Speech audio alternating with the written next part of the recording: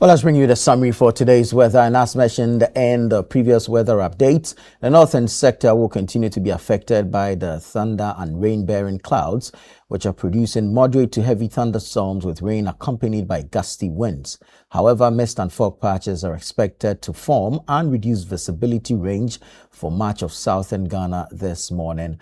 Amidst mostly cloudy conditions, there's a slight chance of light rains or drizzle over portions of the coast and inland areas during the morning hours. And so we've begun experiencing the light rains in some parts as drizzling. So please be weather ready. Know this and be weather ready. The weather forecast is kind courtesy the Ghana Meteorological Agency. Kindly follow them, subscribe to them, like and reshare the various weather alerts that they also share with us. So on X, it's at Ghana Met. On YouTube, Ghana Meteorological Agency. On WhatsApp, that's the channel, Ghana Meteo.agency. And then they are on TikTok as Ghana_Met_official. So kindly go follow them. All right.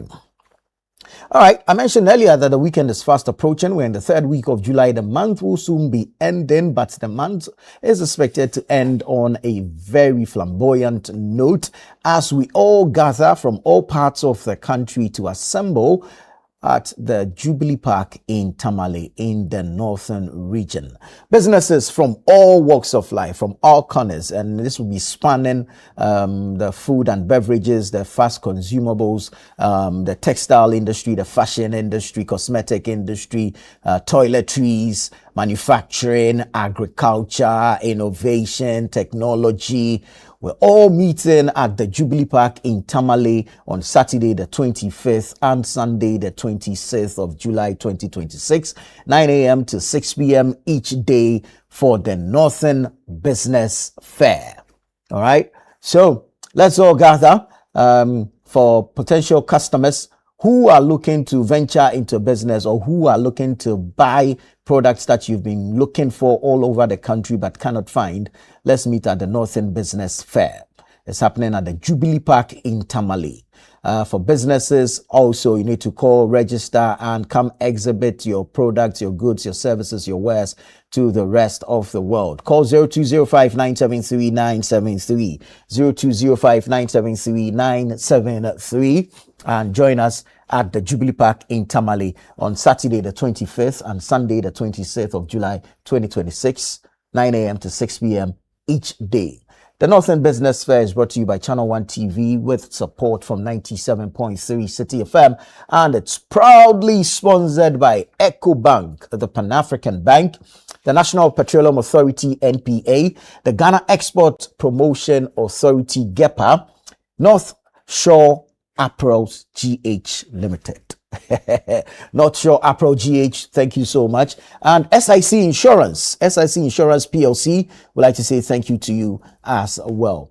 So kudos and appreciation going out to all these organizations: EcoBank, NPA, GEPA, North Shore Apparel, and SIC for being part of the Northern Business Fair. Now, you know, we're into the business of promoting made in Ghana businesses, indigenous Ghanaian businesses. So after the Northern Business Fair, we are not ending there. We're bringing you This is Ghana exhibition. The This is Ghana exhibition. And the whole idea is to showcase Ghana's export potential. So get ready for the This is Ghana exhibition 2026. A unique platform showcasing the very best of Ghana's entrepreneurs, startups, SMEs, indigenous businesses, and export-ready products.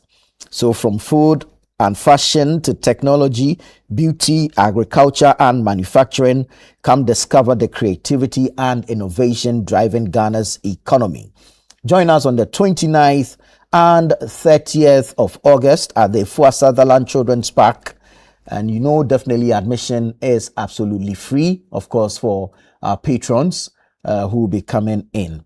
So come support local businesses, connect with industry leaders, and experience Ghana's export potential like never before.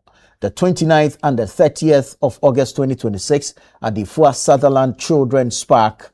2 days of exposing or showcasing Ghana's export potential. And you can call us on 0205 973 973, 0205 973 973, or 0558 973 973, 0558 973 973. Call and register now. And please, when you call, follow up with your payments so you can secure your slots. The This is Ghana exhibition is slated for the 29th and the 30th of August 2026 at the Afua Sutherland Children's Park here in Accra. It's an exhibition for local SMEs, startups, homegrown businesses, innovations, and indigenous corporate bodies. So we'd like to see all of you there on the 29th and the 30th of August 2026 for the This is Ghana exhibition. 2-day fair, and it promises to be exciting, eye-opening, and of course we look forward to all the networking and connections that will happen there. That said, let's bring you one for the students at the pre-secondary level. So if you're a student between the ages of 11 and 15, this one is for you. You stand the chance to win 10,000 Ghana cedis, a laptop, and the bragging rights as the most outstanding all-rounded student in Ghana. I'm talking about the Literacy Challenge. The Literacy Challenge, where students get to compete in an essay competition and then subsequently move into different rounds of the competition. This year, our focus is on artificial intelligence, and our essay is asking you to, in not less than 600 words, write a letter to the Minister of Education as a youth consultant discussing the advantages and disadvantages of the use of artificial intelligence, AI, in education. Advice on how Ghana can effectively integrate AI into basic schools to improve teaching and learning while ensuring that students in rural and underserved communities are not left behind. All right, so let's bring you our guidelines for writing. All essays must be handwritten by participants. So the essay must be in your own handwriting. You should add your full contact details. It's important. Please take note. Add your full contact details, and your essay must be endorsed by a parent, a guardian, or teacher. All right. This gives us the confidence that you have the consent of your parent, your guardian, or your teacher to participate in the Literacy Challenge. So please don't forget, your essay must be endorsed by a parent, a teacher, or a guardian. All right. Now you're posting the essay to the Literacy Challenge. Please take note, the Literacy Challenge, P.O. Box GP 14123, Accra Central. The Literacy Challenge, P.O. Box GP 14123, Accra Central. Or you can deliver it to the Channel 1 TV premises here at Tesano in Accra. For more information, kindly call us on 0205 973 973. And please remember that the deadline for submission of entries is at 5 p.m. on the 30th of July 2026.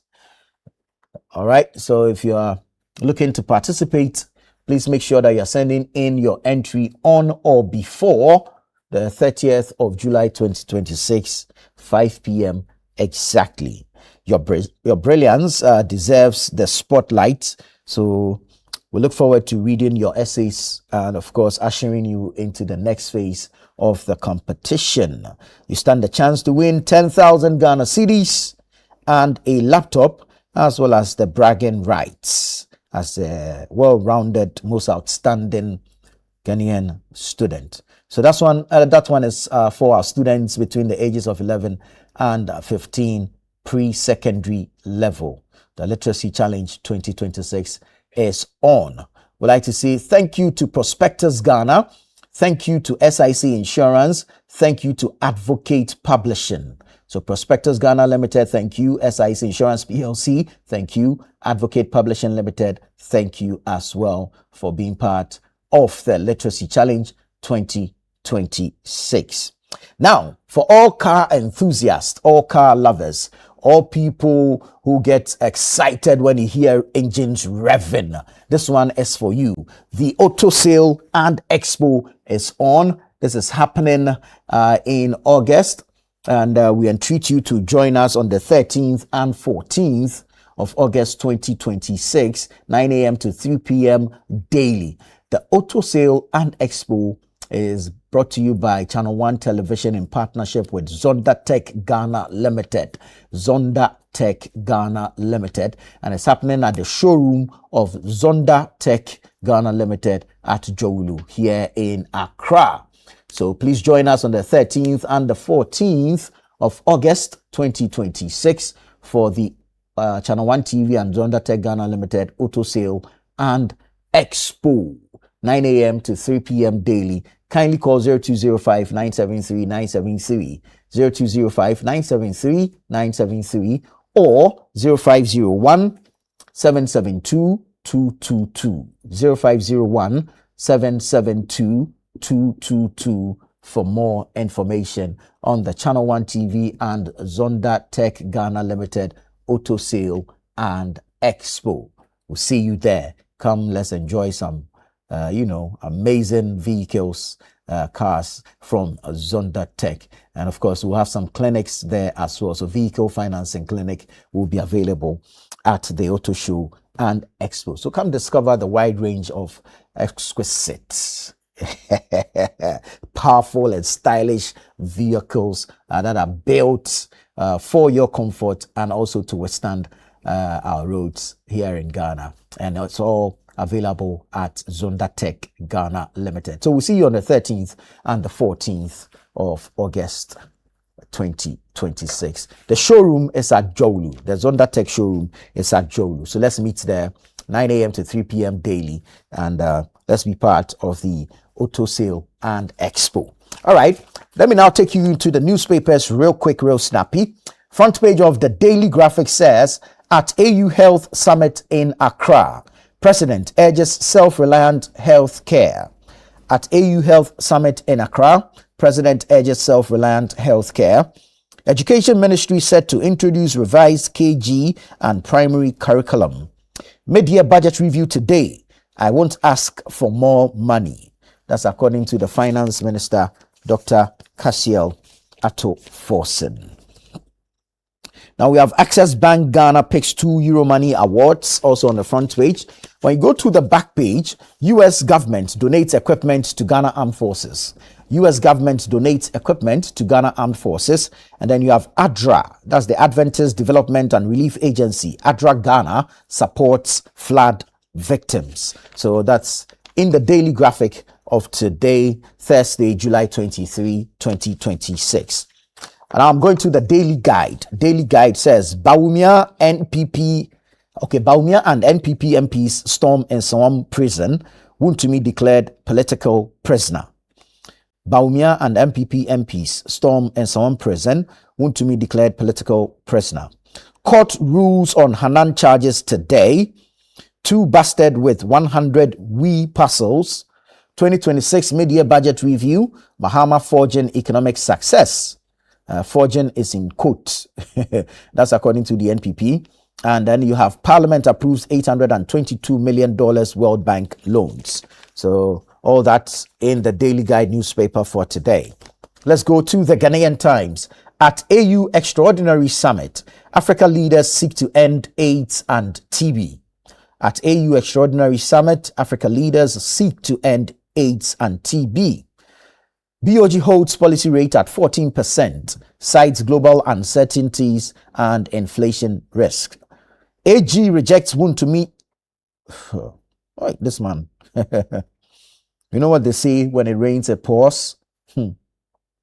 AG rejects Wontumi's 30 million CD plea bargain offer in Exim Bank case. Gamanche backs 24-hour economy, rallies stakeholders. And then you have mid-year budget review, maintain fiscal discipline, avoid new taxes. Experts tell government. Mid-year budget review, maintain fiscal discipline, avoid new taxes. Experts tell government. Let's now go to the Chronicle newspaper. Police arrest NDC TikToker over alleged insults against Bawumia, but former VP calls for discontinuation of case. Police arrest NDC TikToker over alleged insults against Bawumia. but former Veep calls for discontinuation of case. And it's interesting the kind of commentary following this on social media. Oh, politics. Gosh. Anyways, BOG endorses COCOBOD's local market financing policy. BOG endorses COCOBOD's local market financing policy. That's on the front page. Let me quickly jump to the back page for some business. NPA exposes consumers to substandard fuel. That's according to the Auditor General. NPA exposes consumers to substandard fuel, according to the Auditor General. Now let's go back to the front page and take our scripture for today. It's a brief one. Romans 2:11. For God shows no partiality. Romans 2:11. For God shows no partiality. May the Lord add his blessings to the reading of his word. All right, we have a few more papers. Let's get into them. The Insight says mid-year budget, all eyes on Ato Forson as budget review takes center stage today. Mid-year budget, all eyes on Ato Forson as budget review takes center stage today. Justice must heal a nation, not become weapon of revenge. Bafo Asare-Yamwa writes. SMG condemns assassination threat against Tunisian opposition leader Hama Hamami. Constitutional Review Committee should consider longer presidential term limits. That's Ni Afote Botwe II speaking. GPHA, Ghana Ports and Harbours Authority, kickstarts 40th anniversary celebration with health awareness walks. NPA boss works at night, tasks Tema depots to monitor implementation of 24-hour economy. RMG rejects fourth estate claims on a Pinto concession, reaffirms commitment to Ghana. So that's the Insight newspaper. Let's bring you some business. Okay, before business, let's do the New Republic. The New Republic says fallouts from a Dubois trial, bank officer kidnapped to bury 49 million cedi scandal. Hey. Fallouts from a Dubois trial, bank officer kidnapped to bury 49 million cedi scandal. NPP secret TikTok army, party accused of funding vile campaign against Mahama family. Wuntumi's web tightens, plea bargain rejected as legal pile-up deepens. Wuntumi plays sick in jail days after 20-year sentence. Even Yoko, fell sick. Kodia runs to chief imam for prayers as YEA ghost hunt him. And then we have Cheddar. Oh, okay, it's Cheddar. Cheddar's shadow empire seized. How the new force boss built, defended, and lost control of his Oxford Street hotel. So that's the New Republic. Let's go to the BNFT, Business and Financial Times. Business and Financial Times says, BOG sees inflation staying within target despite mounting external risk. Okay. Reset must hold without a safety net. FNB research head sets 6 tests for mid-year review. Nestle's Kwabna Adakwa wins global honor for brand management excellence. And NLA partners Fidelity Bank to boost digital operations. Introduces 500 new POST machines. So NLA partners Fidelity Bank to boost digital operations. And then it says there's an introduction of 5,000, I beg your pardon. I said 500. It's 5,000 new POSTS machines. So, and then when you go up, there's a feature that says tokenization, what goes on chain first. And then there's a mid-year review, education delivery record under scrutiny, double track, teacher recruitment, et al., major concerns. Okay. And then the final one says Stanbic Group retains Africa's best private bank title. Stanbic Group retains Africa's best private bank title. So that's on the front page of the Business and Financial Times. A few stories on the back page as well. So walk to a newsstand near you, grab a copy, and you can get the details. All right, let's now go online. I'll start off with channel1newsonline.com. Northern Business Fair boosted Sanarigu businesses. And that's according to the Municipal Chief Executive for Sanarigu. And he says the Northern Business Fair boosted Sanarigu businesses. So be on the lookout for if like more exciting times this weekend as we converge on the Tamale Jubilee Park for the Northern Business Fair on the 25th and 26th of July 2026. It's from 9 a.m. to 6 p.m. each day. You can call 0205-973-973 if you need some more information. All right. Other story says Mahama urges AU to act on South Africa xenophobic attacks. Wontumi in high spirits despite jail term. This is according to Dr. Mahamudu Bawumia's spokesperson. Ramaphosa sends delegation to Mahama to discuss xenophobic attacks. Bawumia calls for NDC organizers' prosecution to be dropped. Flood mitigation to feature prominently in mid-year budget review. That's according to Atta Issa. And we look forward to it because the Auditor General has a report on flood mitigation that identifies the number of drains, the kilometers of drains that needs to be constructed since 2015 to 2021 and zilch. So hopefully we get to hear something on that. I in particular look forward to it, and we'll see. There's an article on citynewsroom.com I wrote, Accra's perennial flooding, the battle between planning and implementation. Go and check it out. You get what I'm talking about. Okay. Bawumia visits Wontumi at Nsawam Prison. SEC blacklists 23 entities operating without license. NDC suspends Awutu Senya East constituency chairman for 5 months. Bagbin hails NIB turnaround at launch of recovery book. Again, Bagbin says loss of trust in state institutions threatens Ghana's democracy. Musa Dankwa says visibility boost MP's performance ratings, and NPP accuses government of stalling debt restructuring. So that's on channel1newsonline.com. Let's go to citynewsroom.com. Citynewsroom.com now. Ghanaians lose 296,000 Ghana cedis to online restaurant scams in 6 months. Wow. This is worth looking into. Northern Business Fair 2026 set to boost trade and investment in Tamale. Agric Ministry defends timing of 2026 farm input distribution. All eyes on Finance Minister's mid-year budget today. Ramaphosa sends delegation to Mahama over South Africa's xenophobic attacks. Shraj denies claims linking Deputy Commissioner to Wontumi sentencing. Mid-year budget to focus on development, not new taxes. That's according to Atta Issa. NSA pushes for 1,200 cedis allowance for service personnel. Act on xenophobic attacks in South Africa. Mahama tells AU, and explain $1.2 billion reserves decline upon Kroma to Atto Forsen. So when you go online, you get details of these stories and several authors. But I would like to say a happy birthday to Otto Singer, Papa, Mr. Solomon Owu of Trinity Methodist Church Choir, Kaswa Otaments. May this new year be the best year yet. And it says, Nyamin Shraupi, from yours truly, Grace. All right. We also want to say happy birthday to Rahel. Rahel, also known as Abna Juicy. It's your birthday. We want to say have a great one. May the lines continue to fall for you in pleasant places. May you have grace and blessings in abundance. Enjoy your day. May this new year bring you blessings. Rahel, also known as Abna Juicy. Happy birthday. Well, this is Breakfast Daily here on Channel One Television. Stay with us. We'll return shortly with the news review segment.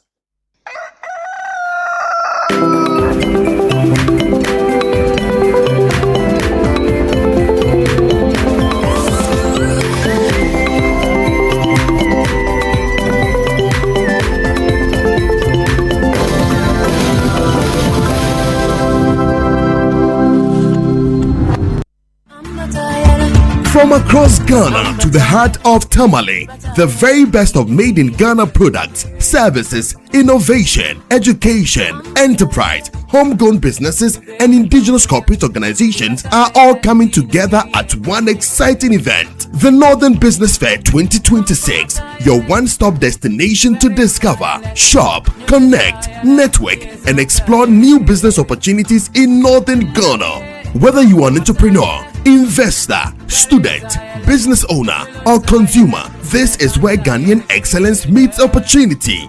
Join us on Saturday 25th and Sunday 26th July 2026 at Jubilee Park Tamale from 9 a.m. to 6 p.m. daily.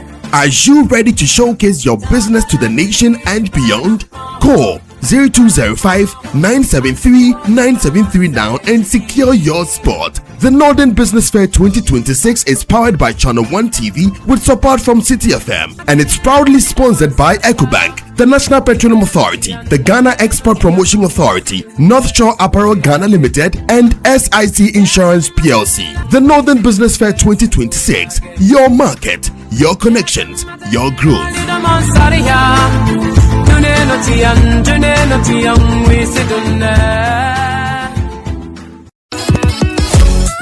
What if your ideas could shape the future of education in Ghana?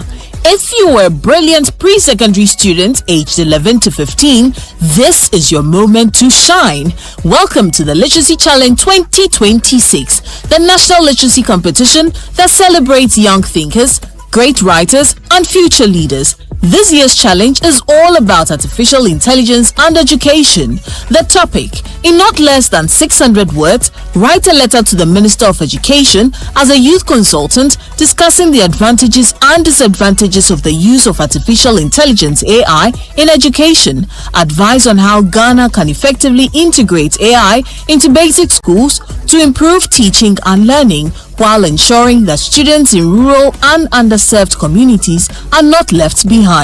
Remember, your essay must be in your own handwriting, must be endorsed by a parent, guardian or teacher, and include your full contact details. Submit your entry by Thursday 30th July 2026 at the front desk of Channel One TV or PO Box GP 14123 Accra Central. Stand a chance to win 10,000 Ghana cedis cash, a laptop, and earn the title of Ghana's most outstanding all-round pre-secondary student. For more information, call 0205-973-973. The Literacy Challenge 2026 is powered by City FM with support from Channel One TV. And it's proudly sponsored by Prospectus Ghana Limited, SIC Insurance, and Advocates Publishing.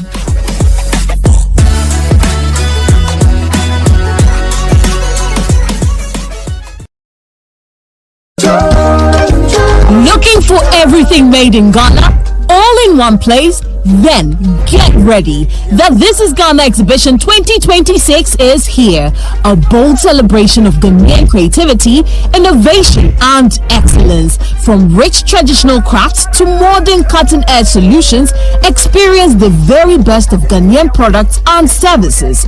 Explore excellence across key sectors including automobile, agriculture, education, health, hospitality, fashion, technology, food and beverages, creative arts, beauty, retail, and more. This is the biggest Made in Ghana fair, bringing together SMEs, startups, manufacturers, local creatives, indigenous corporate bodies, entrepreneurs, and innovative businesses all under one roof. Discover brands redefining quality, connect with industry leaders and innovators, experience the energy of Ghanaian enterprise and creativity. The date is 29th and 30th of August 2026. The time is 10 a.m. to 5 p.m. daily. Venue, the A4 Sutherland's Children's Park. Call 0205-973-973 or 0558-973-973 to register. Come explore, come connect, come be inspired. Discover the brands redefining Made in Ghana and experience the future of Ghanaian excellence. The This is Ghana Exhibition 2026 is powered by Channel One TV with support from City FM.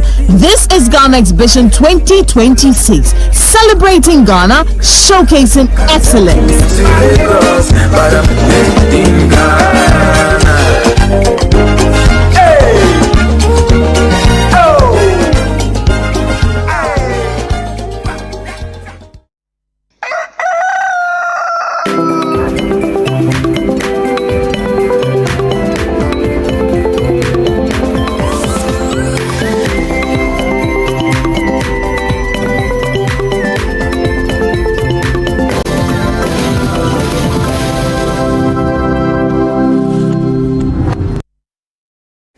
Hello and welcome. Thank you so much for keeping faith with us. This is Channel One Television.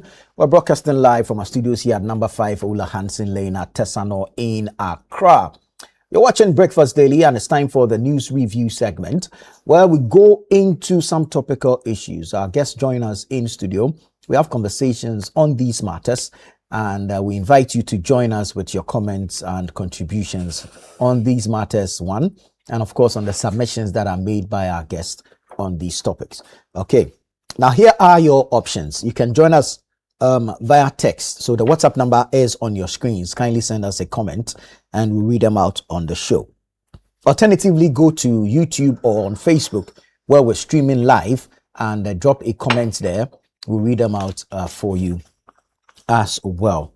The Finance Minister, Dr. Cassiel Ato-Forson, is expected to present the 2026 mid-year budget review today. What will be in that budget? For you as a Ghanaian, what are you expecting to hear? Let us know your thoughts. Let us know your contributions, what your expectations are. Will he be coming to the house to ask for more money? Will there be an introduction of new taxes?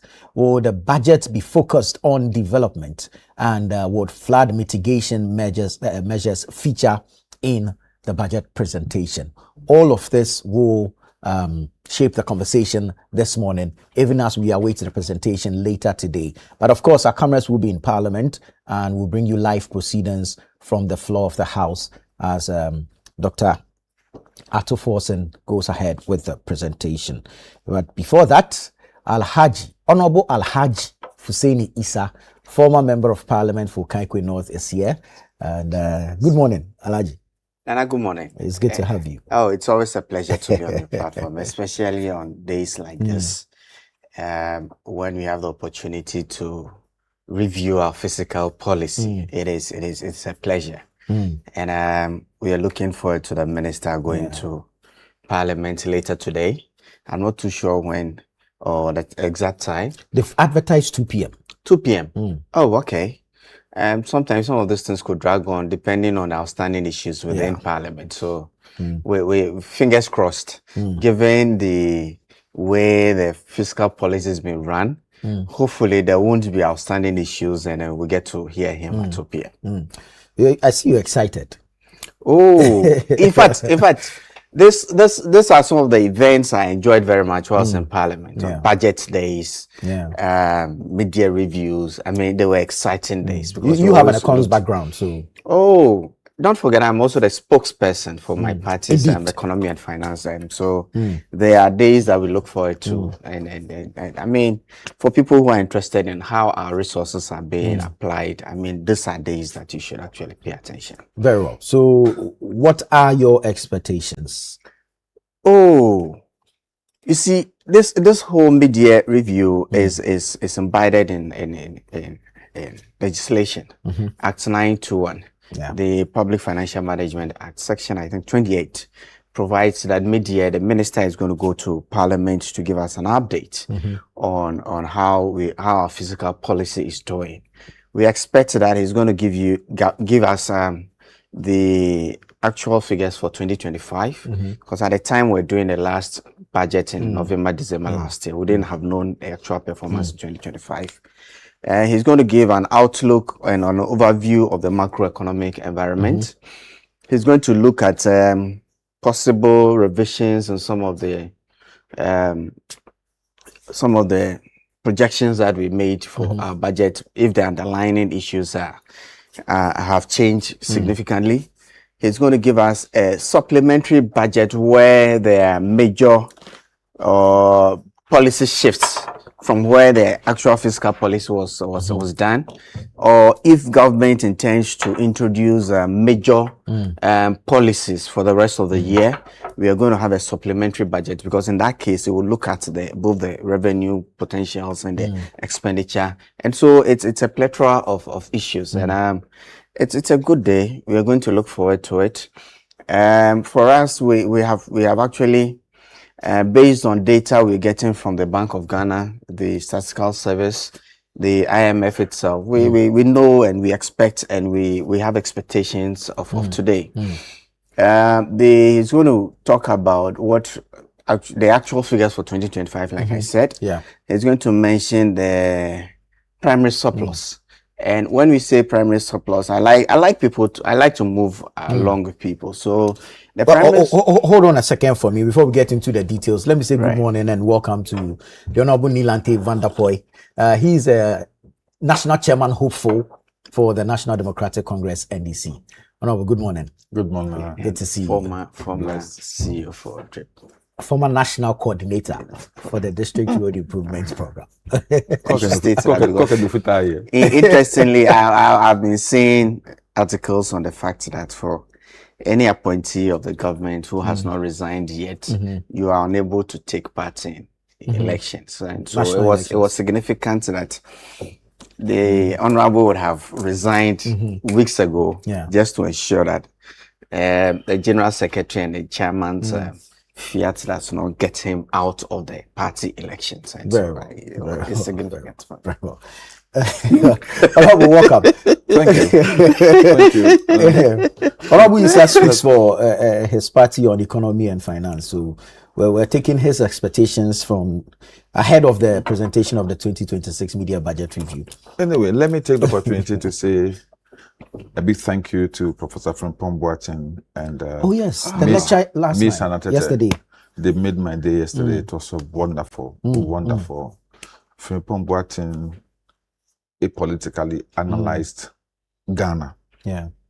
and looked at how political delinquency has affected our development True. and the better Ghana agenda that Professor Mills intended. The funny thing he brought up was the fact that he, as a person, was sacked twice by Professor Mills. And the irony is that he's the one standing there to talk. Right. And the way he talked about Professor Mills give me an indication that if all of us would objectively, no matter our political biases, see things in the way it should be seen, this country will be better off. True. He criticized government policies under his own government from Kufuor's time. In fact, he even started from Rawlings' time to our time today. And one issue he raised that touched me was the issue that some of us have talked about all the while.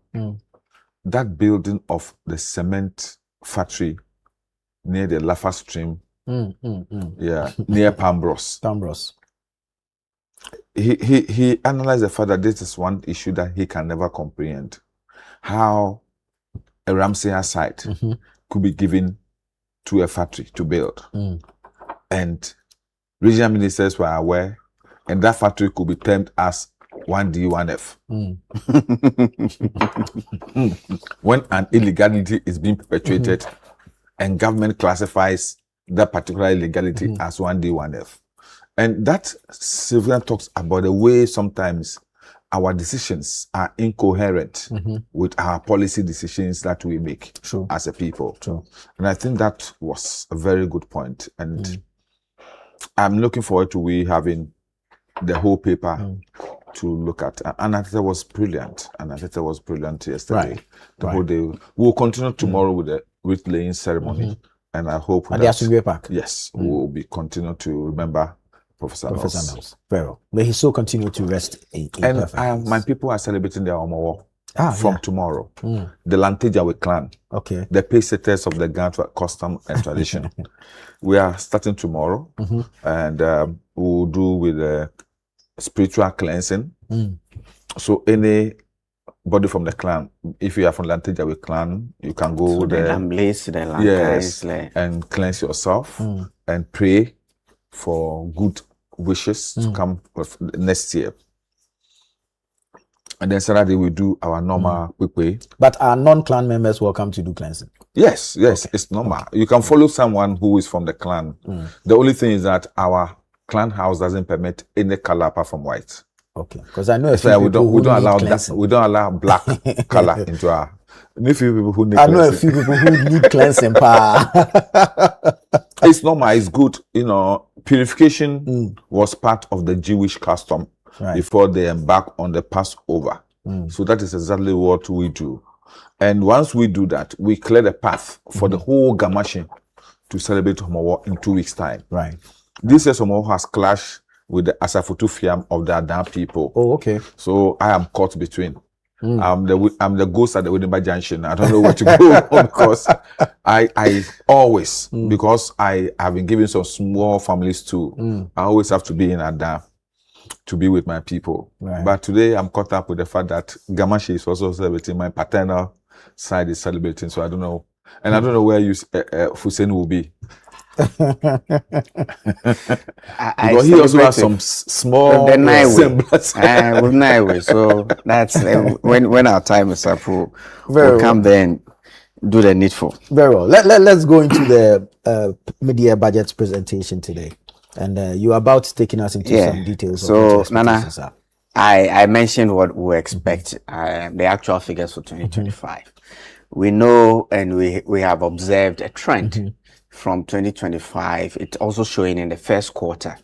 Although there's supposed to be a mid-year review, the data for the first quarter would have been ready. The data for the second quarter might not be fully ready. So we expected that. But essentially, people are saying, Kroma is shit. Want to America. Say Kroma is shit. What's the meaning? There's no money in the system. Okay. So it's not a literal. Okay.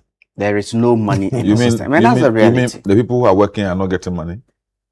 You get paid. But I recollect that when I woke up on last week, I paid more for fuel the following morning. That's the reality of it. But that's they are real. About yesterday, I had somebody go to a market and buy one tomato for 10 cedis. That is a reality.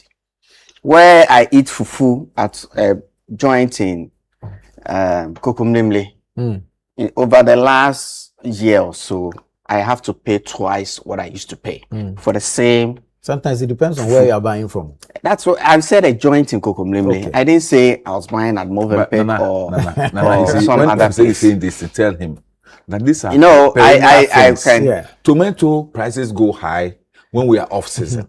Hey, fuel. About a month ago, you were buying fuel at a very low price. So what has changed with the fuel thing? You told us that when we were telling you that freight costs from China is changed. When we were telling you that Russia-Ukraine issues were affecting the economy, you told us that it was thousands of kilometers away. And so its impacts on the you shouldn't expect a constant increase. This one, the Honorable Petroleum Authority. You see, what we expect, we'll get to the actual figures for 2025. True. But when you look at the budget that was presented in 2025, government missed its revenue by the target by 4.7%. Government spent less in its projected expenses by 13.8%. Less. Yes, less. Yes, so that is good. How can it be good? Why? If you're spending less, then it's to your advantage, right? When you do a budget, you program yourself that I am going to provide the people of Okakwin of a specific road, a school, a hospital, or some social intervention. And then you end up not doing what you budgeted for. How can that be good? But these are projections. That can be impeded along the way. The budgets or the fiscal policy are projections, but they have strong underlying assumptions. True. That is why mid-year, the minister has an opportunity to look at the targets that he set himself at the beginning of the year. So you would expect that you will go off. But you see, in this case, you are not hitting your revenue targets. You are underspending. And so it makes you look good. Such that you report a 2.6% of GDP in primary surplus. And when I say primary surplus, I mean, when you look at all our revenue and you add our grants and you lessen the expenditure without the interest payments, then you have what the primary surplus or deficit is. In this case, we are running a primary surplus. It just means that the schools that were promised in the budget, the investments in Agenda 111 have been forgone. It means that what we were supposed to achieve under the 24-hour economy has been forgone. what we were going to get under the Ejumara project is being forgone. And so it means that, that's a big one. That's the big one. It's been forgone. That trend that we saw in 2025 continues in the first quarter of 2026. But does the it data that inure we to have, the benefit of the economy? it does not inure to the benefit of the economy, because you see, economies grow based on investment. We have to build new roads to open up the country for economic activity to take place. So when we postpone the building of these roads, it's akin to us postponing the opening up of the place for economic activity to take place. If you don't invest in the health sector, and more people get sick and they don't get access to healthcare, and so they spend more man hours being sick at home, it is a loss that we are doing to the economy, and so it stagnates the growth of the economy. So these are things, and we have observed the trend. If you look at the trend in the first quarter, we are the expenditure that we programmed for quarter one was 78.8 billion for the first quarter. What we have expended is 62.1. We are off our target by 21.2%. It means that for all the things that we promised or we programmed ourselves to do within the first quarter, we were able to achieve only 80% of it. And this is the first quarter. What is the trend for the rest of the year? Currently, we are off our revenues by about 4.5% in Q1. We set ourselves the target of about 262 billion in total revenues for the entire year. If you look at our receipts from oil, it's dipped significantly.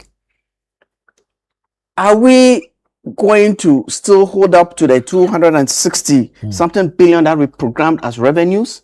If the revenues don't trickle in, how are we able to undertake the programs that we have programmed for the rest of the year?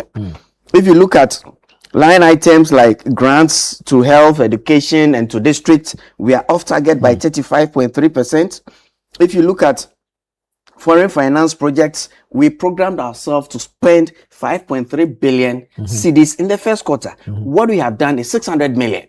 We are off. So every project that was supposed to have been financed from foreign sources, it's been cut for the Q1. We've missed both revenue and expenditure targets. You see, missing it will make you look good. The aesthetics will look good because then you report a primary balance. But the actual happenings on the ground means that the programs and projects that you put ahead of yourself, the programs and projects that we all hailed in December of 2025, that we are going to get in 2026, will not happen. And when we keep postponing some of these programs and projects, it means that we are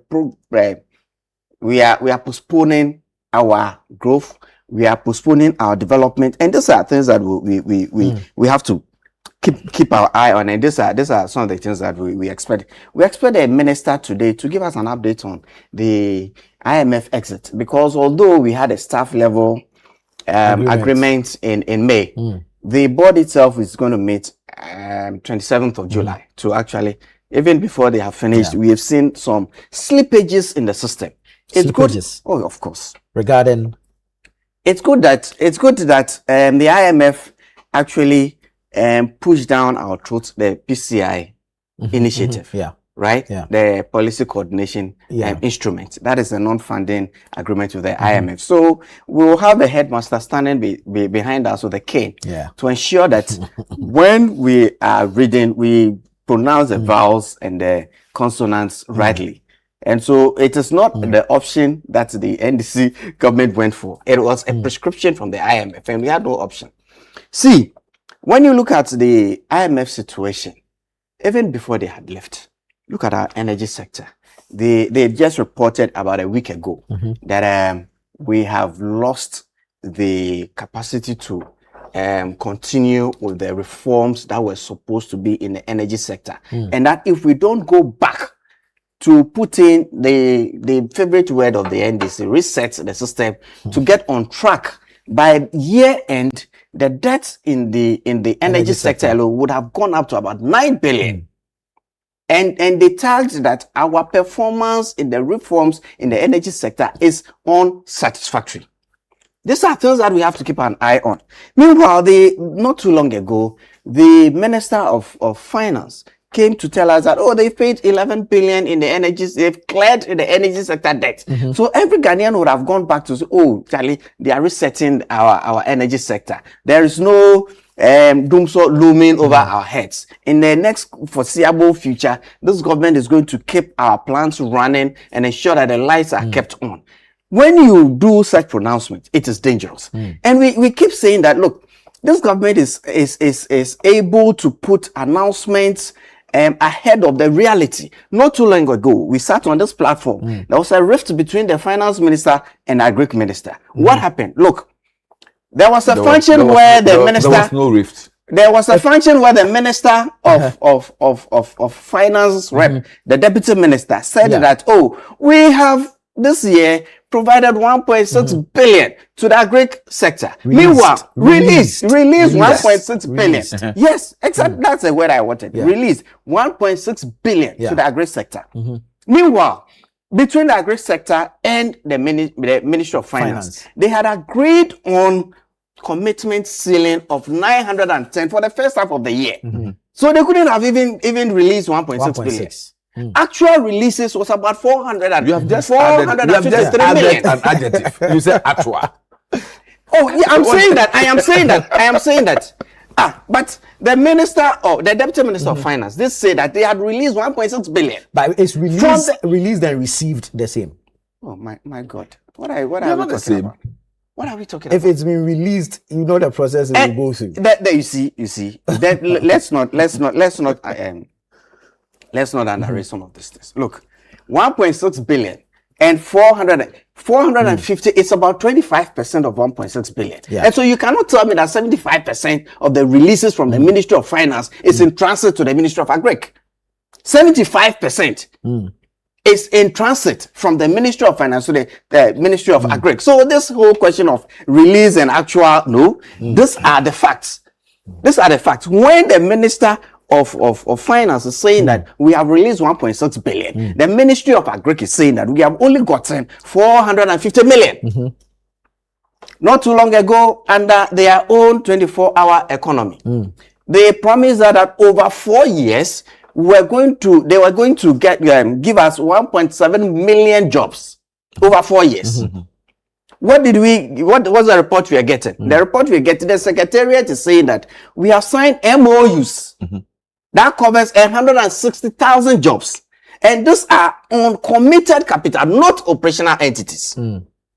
What are we hearing about 24-hour economy today? That filling stations are running 24-hour economies.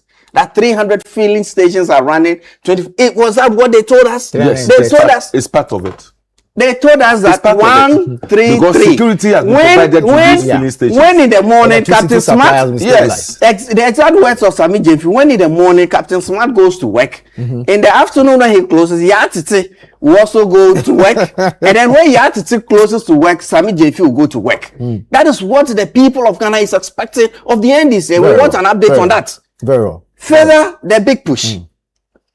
I sat here when the budget was read on your platform. In the budget, there are specific initiatives that were supposed to generate certain number of jobs. The big push was supposed to generate 450,000 jobs in 2026. There was supposed to be an initiative under the Oil Palm Development Authority that was going to generate additional 250,000 jobs.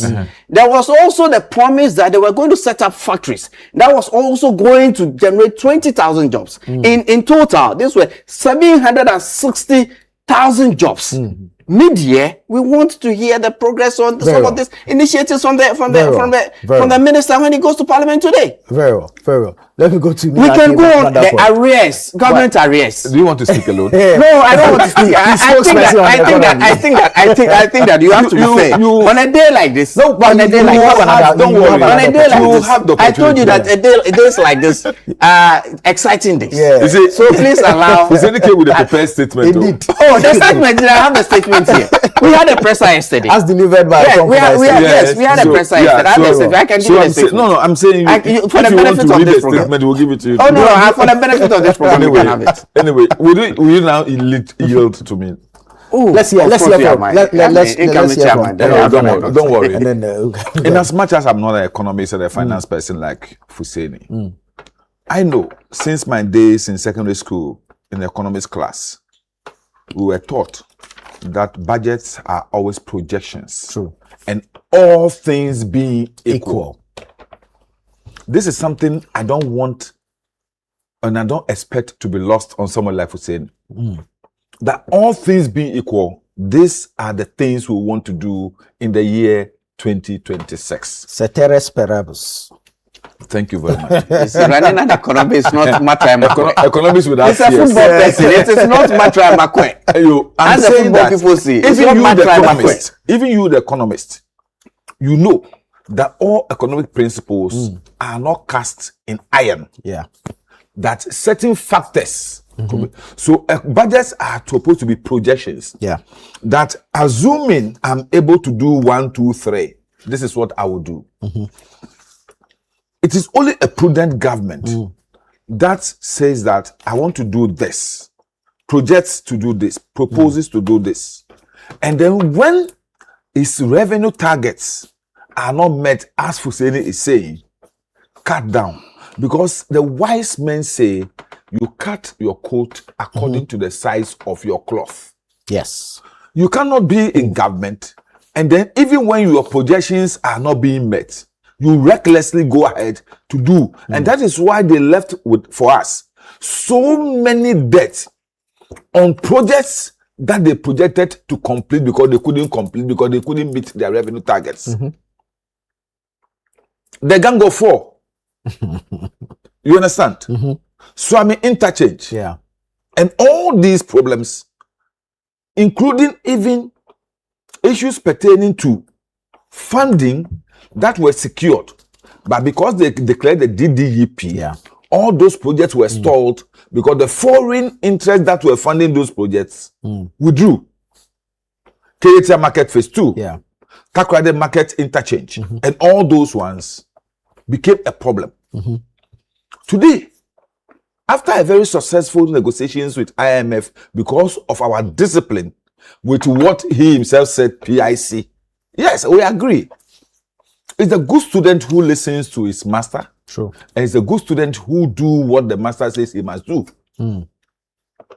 We had a problem. We've gone to IMF and we've agreed that we will go by certain policy directions. And we've done that. Today, we've cut ourselves out of the distance. And then government now trying to be able to get some support to be able to finance some of the remaining activities. So if we projected that by the mid 2026, we're going to create this number of jobs, and we are creating through big push. What you have to ask yourself is that has those jobs been created under the big push? And I say yes, because I go around and I see all over the country, as John Mama said, Ghana has become a construction site. You travel to the east of the country, we have big push projects all over. To the west, big push. To the north, big push. And all these contractors employed Ghanaians. And they are working. Okay. I'll be happy if you say the minister comes to give accurate and present data on all the people who have gotten jobs under the big push. I don't think that should be difficult to do. Right. All the contractors can tell you the number of people they have employed working. But that's direct. Direct. I'm happy that under the NEIP, jobs have been created. I'm happy that today, through the Mineral Investment Fund, some jobs have been created with people doing reclamation of devastated lands. I'm happy that even at my outfit alone, we created almost 5,260 jobs. That's that drip. Yes. You understand? So some jobs have been created. We may not be able to reach the target of 1 point something that we met, but at least jobs have been created. And some of these jobs are more sustainable jobs than what you did under your so-called job for boys Is it job for boys or how do they call it? The various programs under the YE, Yes. agriculture, And But sanitation. NAPCO, Yeah, NAPCO, who were not paid, and all those people have become a burden on us. But did, if- did you but- see the agri sector put out some graduates in a training program to go out there for extension Yeah. on Yeah. a temporary basis? Extension officers. Extension officers. Yes. Oh, okay. Extension officers is very paramount in our No, agriculture. those are not full-time employees. So Yeah. I'm they saying were that- unemployed. Yes. Well, they are For creating, now, they are creating the opportunity- farmer centers. Yes. So they will need extension officers. Extension officers. Oh, okay. And what will happen is that as the farmer centers program becomes sustained, these people will So they'll automatically be sustained. yes, Okay. those people will automatically get jobs. NAPCO was a strategy that had an exit point. And majority of people who got into NAPCO got employed Yes. where they started. So off. it's the They same had thing. a plan. It's and the they had same an thing. exit strategy. It's the same thing. Yeah. So I'm surprised you will think that jobs are not being created. So What I'm saying, that you won't figure. when you were telling us that 133, yes, President John go to a Dramani li- Mahama go told to us go that to go over to a 4 licensing years, go to a over 4 licensing years, office. they will create. Yes. And Over 4 it's years. not over 4 years, 1.7 million. That's we are over 4 just years. 1.7. We are now one year 7 Certainly. months. 1 year, 7 months. Yes. Agrobeso if you are not pa. Oh, look at what we are saying. 1.7 What you are months. seeing, they cannot meet that target. Or 1.7 1 One year, year, 1 year, 7 7 months. months. It's almost maybe 40% of the time that you have. So you are happy 40%, and we look at what we have done so far. 40% of the time that you have. 42%. Yeah. And I'm saying 42% of even the time that you have. just under And you told us that you were going to give us 1.7 million. And now I'm telling you that per the reportage from the 24-hour secretariat, they have signed MOUs, 160 jobs fly in the air. They are not on payroll. Based on committed capital and am not saying- operational entities. That is what is happening. I am saying that I'm happy that today we have the seed capital for the Women's Bank. Indeed. So it means the Women's Bank will come into operation. Jobs will be created. 400 million. How much did it take for you to set up that your bank that you collapsed? Which one? CBG. Yes. How much did it take? CBG was an amalgamation Yes. of Consolidated. banks. Of failed assets. So we But put them government put together. money. Government gave the seed money to start. So I'm saying that if you are getting seed money to start, even when they start and they have only one desk in that office, that desk will be occupied by somebody. Yeah. So a job has been created. There will be a manager. There will be a security man. It's like the sports fund. Yes. So at least As the administrator and Yeah, his they've done appointments and already. have volunteers. They've done appointments already. it's better. I'm sure It's they are all better than counting towards situations the where competition. it's situations that we saw offices being set up when there is actually no foundation, like the catapult. Oh, but they are somehow back. Today, today, Yes. go to Kita. Go to Kita today. Let me tell you Go sorry. to Kita today. And you GPHA, forget Ghana that Ports and the Harbours just- gentleman who was appointed director was a worker of GPHA who was on the payroll. And So so- it was the extension of the GAPOA into Kita. Yes. And it wasn't Go there a now and see standalone what thing. is being Go done. there today now And see what is being but done. for the foundation and appointment of that gentleman to do the initial work, we wouldn't have gotten where we are. People who criticize that so you are- appointment today, Yeah, he was drawing salary with no office. no office for what? I Today, said he was working for today there's GPHA. office. He There's was everything being working done. for Ghana Ports and Harbours Authority. Are And you aware? what is Are you happening in aware Kita? that It's also at like least Kapua. there So is- what is it? At least there is an investment opportunity But for people to but invest for in the it. foundation or even the vision to have appointed somebody to be dedicated to the I am happy you are saying Port this. project, I'm we happy you wouldn't are have saying gotten this. there. So You don't people say that came- somebody was appointed Look, without you an people- office. It is not true, You and people, it is not right. You people continually claim that you are the ones who discovered oil. In commercial quantities. Who And at the who did- PNDC, Chachuchi Kata Thank you. went around and Uh-huh. the GNPC And did what? doing banana plantations and hiring out rigs in Mozambique and all of that. When President Kufuor came, he said, look, let's look at the object of GNPC again. Let's concentrate in exploration. Let's concentrate. But there was exploration. There was an entity which was all over the place. But just as you are referencing the catapult, was that not built on the work done before? That is fine. But I'm saying that the extent of exploration that GNPC was undertaken before Kufuor was not going to lead in anywhere. law. We have something. We actually can put in the resources to ensure. You ensure that we put more in our exploration. And that in law, okay. You cannot say this and say this at the same time. But to say that the fact remains that even 2007 when we took the sample of oil to Parliament, you guys said what? Hey, Ajengo. Let me Didn't say they say that? Oh, but you didn't say that. Allow him make his point. The mid-year budget is something that I see as an opportunity, and that is I think that opportunity was well thought of. That the Public Financial Management Act gives opportunity for the Minister of Finance to always come back to Parliament and review data and figures of the projections he had made previously for the budget for the annual, because so many things will have happened in the course of the year that will make all of us change. For example, let me give you an example. For example, the flooding that happened, the amount of money that is projected into it is also an opportunity. It will definitely affect. It will definitely affect government projections in a way. Indeed. So this is good for us. Yeah.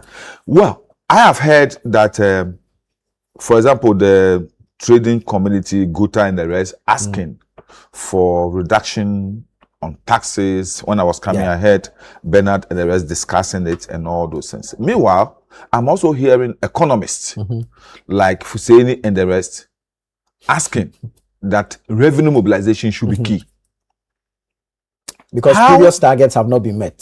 So how does government reduce taxes and able to improve revenue mobilization at the same time? So it's a call for innovation. Yes. So I'm saying that we should also be careful what we ask for. If we are asking for revenue mobilization, how does government increase revenue mobilization? Maybe not increase the taxes, but widen the net. Widen the net still will lead to some taxes. So if you widen the net, you rope in more people, especially the informal sector. It is not automatic. It is not automatic. We have a largely an informal economic sector. True. Which comprises of close to about 85% to 25 to 15%. Yeah. To 15%. So you and I, over the years, we've all accepted the fact that the automaticity of getting informal sectors paid taxes becomes a problem because the structure that we set up through the GRA and all those people does not permit the informal sector direct involvement in the tax rate. So it is good that these reforms, these issues and these opinions will be expressed. I'm looking forward for the minister to come in, to be able to make the facilitation of trade, which is key to me. Trade facilitation is key to me. And because that is what will stimulate the economy. And that is what will make money circulation become more flexible in the system. So let's all wait and see what will happen. The premature regulation that the minority had yesterday was unfortunate. Even the so-called data you're talking about, whether it was leaks that you got, may not be the right data. Yes, because these are public records of the data views. we spoke to yesterday. It's public record. Yeah.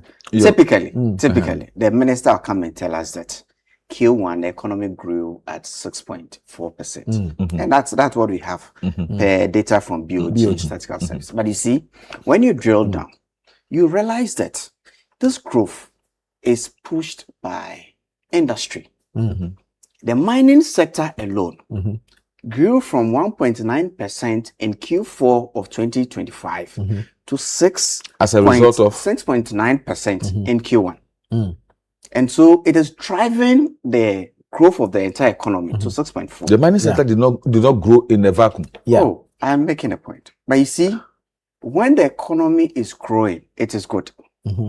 But you want to know the sectors that are contributing to the growth. There are growths that are not inclusive. If, for example, when you say GDP, is an addition, Amalgamation. Yeah. amalgamation of all the economic activity.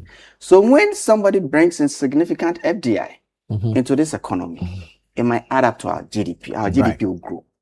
But the most important thing is that how many people are being employed? How is it affecting the standard of living of the people? It's only when people are employed. And you said something that I should have actually.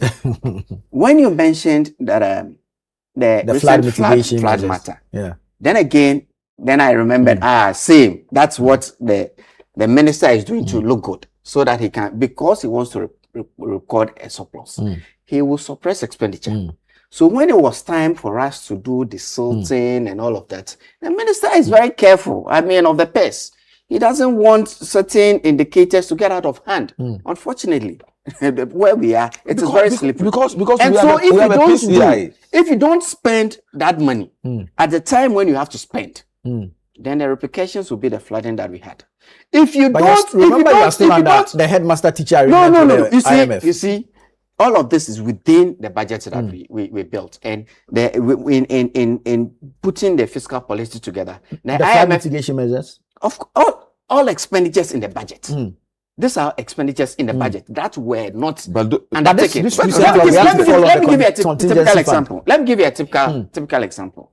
We have to follow the because we sat down for the harm to be done, and we have to correct it. But the actual provision for the Ministry of Local Government to be able to undertake some of these activities even before the rain comes in. If we don't do it, then we'll have to go to our contingency fund to commemorate the suffering that we get from the happening of the incident.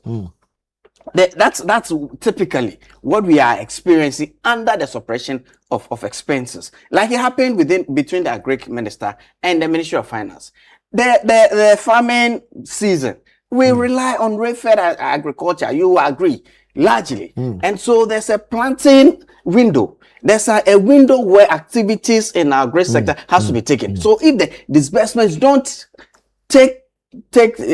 happen at the right time, we lose the significance of making those disbursements. And I was talking about growth and how it is mining led. It is not inclusive growth. And we for short of words, I'll even say that, look, we are running a galamsey economy. Why? Because look, what is happening in our economy today, including the growth that we are recording, it is not as a result of any policy intervention. Really? We are enjoying historical high gold prices. High gold prices, and that is what is sustaining this economy. If you look at other sources of revenue, oil revenues dwindling, our tax revenues are dwindling, despite the reforms that were introduced, the VAT reforms that were introduced. Despite that is why I'm telling you that we are 4.5% off our revenue target, and that is the real issue. So the revenues are not coming in. Economy is growing in a non-exclusive, inclusive way, and so there is fair. Look at inflation. In the last 3 months, it started going up. We are now at 5.3. We were at 3.2 somewhere in May. Now we are at 5.3. Yeah. Look at our Because city. of international Look at our pressures. currency. Global I'm building. uncertainties. Global uncertainties affecting the Ghanaian economy. No, yesterday the Subhanallah. NPR was held at 14%, and one of the reasons was attributed to global uncertainties Oh, I and didn't know inflationary that. I pressure. didn't know that external shocks actually affected our economy. But any you case- know this. in As an any case- economist, you know this. But that is not what they agreed to. But you Who know are this. great? Couple of years ago, months ago, Russia, Ukraine. months ago, when we were explaining same phenomenon to them, Russia they and Ukraine is refused. still there. They refused. Okay, Have you heard that you citing see- it as you see, a reason for our time, movement? over time, the There's that whole fatigue. system. Yeah. In fact, over right time, now, the we whole even have system US adjusted. right now, we when even we have started, US we were Iran. talking about freight charges from China. We're talking about supply of fertilizers. The CIF. We're talking about prices of flour, and we are just over time. Initially, when the shocks hit, it will help. Look, what is happening between the US and Iran today? We are feeling the shocks over time. If it drags on for a year Exactly. or two, we will The adjust. world will It learn will to be, adjust. Look, I was making a point. Inflation today is inching up. Our city today, year to date, from January to date, if you look at the Bank of Ghana figures, it has depreciated by 8.3%. So the level of if you look at the appreciation market rate, it's depreciated by like 10.3%. We have made gains in our public debt situation because look, it's not because we paid our debt, no. As a result of the appreciation of the cedi alone, we made significant. There was a windfall. A windfall. So that's The- prudent significant. management. Yeah. You see, but That's what we are prudent saying, management. what we are saying today, is today, the city is almost at 12 cities. All the gains we made in the past, gradually, it is chipping off. It is chipping off. So what we need are ways to sustain the gains That is- made. so we keep saying that, look, the economic model that we are running today, you are not hitting your revenue targets. Nana, do you know what You are Hussein is suppressing doing? expenses Do you know what for Hussein you is to look doing? good. The guy said It that does not sustain now. be for OGA. What does that mean? You know, Hussein, what he's doing is that My he's point. refusing to If accept you the are fact getting that thing is good. Or maybe he accepts the fact, but he doesn't want to give credit where it's due. That is exactly what he's doing. Unless you are refusing to hear what I'm saying. I'm saying that, look, today, we Uta made Okwadua- gains. Uta Okwadua in America. We made gains in our public Fuseni. debt to GDP Fuseni, do you ratio. understand that Now it's proverb? because of the appreciation of the city. As a result of As a prudent result of economic management. And I keep saying that. The measures that we have put in place to manage the currency. We'll get to your next topic. Yeah. Where the BOG is saying that going forward, The pre-financing of we the are gold. not going to pre-finance the activities of the gold board. Right. Why do you think the Bank of Ghana is it? Of- Are you of telling me course, foreign that? exchange Are you differentials. telling me that the Bank of Ghana today does not want all the niceties that you are describing? No, Are you saying that the Bank of Ghana today wants to Hussein. throw into the bin the policies or whatever interventions they have used to manage the currency? It is a role of the BOG to manage the currency and manage inflation. Inflation. Yeah. That is the primary role of the BOG. Very well. And so are you telling me that them stopping the funding of the activities of the gold board is in the positive direction? Anyway, not too long ago, we heard that a former banker who is a prominent chief somewhere in Ghana has an alternative to funding the activities of the gold board. Perhaps that is what the government is. We don't know. This is speculation. That is what I'm saying. That we don't know. But Yeah, it was let's not take it was in the Where public do purview. you- Let's not It was fuel in the such- public purview. You Let's can not fuel such Google it. speculation. But I'm saying that. Let me take what a few I'm saying messages. is that- Let's bring our viewers in. Let's hear from our viewers. Bunti Benjamin says the finance minister should reset his priorities on revenue generation and spend on productive sectors that will create reliable jobs for the unemployed youth. The no action, talk only be too much. Okay. Bonti should have given that advice to Ken Furiata. You see, This one said says- again. Ghanaians voted for you. That's You are in the saddle today. that's what we are And doing. so we We are are doing it. entitled as Ghanaians Very well. to hold your Let's feet hear to the from fire. Aminu. Aminu from Nsawam says the current administration rode into government on the prudent economic policies like the DDEP and the domestic gold purchase program policies, Yes. already delivering Yes. results under the previous Yes. administration, and proceeded to claim credit for Yes. them. Instead of consolidating these gains, they chose to rebrand and amend them as a reset. Today, the truth is evident. They cannot deliver on their flagship promise of 133 under the much publicized 24-hour economy. Unemployment is now higher than what they met. And as for the big push, there is nothing to show for it. Eh? Aminu. Is it blind or is living on another planet?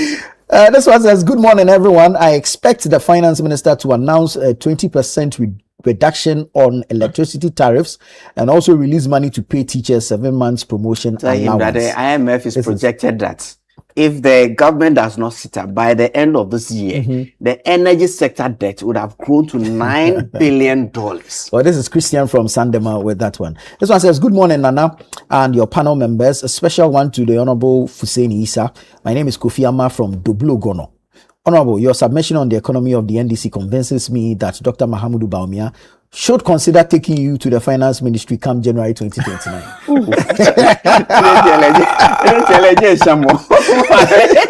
The man is that I don't believe it. Good morning, host. I always admire this spare on your show.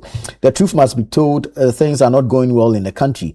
The exchange rate was high, but goods and services were low, and now the exchange rate is low. So we are paying more for goods and services. Failed promises even after almost 2 years. No clear direction on these policies. 24-hour economy policy 133 is now 24-hour market. NDC. Hey, this is what opposition can do to people. Tony from Kumasi. Alhaji. That is when you've forgotten the fact that the government is not even 2 years. Alhaji Hamza Blind from politics. Pig Farm says, good morning, my brother. Nana, truth be told, I want to see the finance minister speak on the issue of the Women's Development Bank, the operationalization of the 24-hour economy, and about revenue mobilization. We made these promises to our market women, and we must fulfill it. We also promised the youth of this country jobs through the 24-hour economy, which is key. But I salute Honorable Nilante this morning. He's making a lot of sense. All right. Keep your messages coming in, and we'll read them out on the show. Honorable Vanapwe, let's do a final one on the budget expectations. Well, I have to say. So we'll tie in the gold because he's expected to speak on the domestic gold purchase program as well. So. But we've what I've said that is very simple. I expect the Minister of Finance to come in and do a perfect review of the projections he made in the last presentation on the economy in November. I'm expecting that to be able to stimulate trade and also ease trade facilitation. Certain basic facts should be looked at. I heard Guta talking about reviewing the VAT regime. Yes. For a flat rate. It is something that we discuss, not only flat rate, there's other options that have been looked at between us during the campaign and Guta. We had sessions between us and Aboso Kain's past dealers. We have sections and proposals were made. One of it is what the minister is implementing now. If there's a need for a review, I think the figures will be looked at and see whether that will help us effectively generate the sort of revenue we are looking for.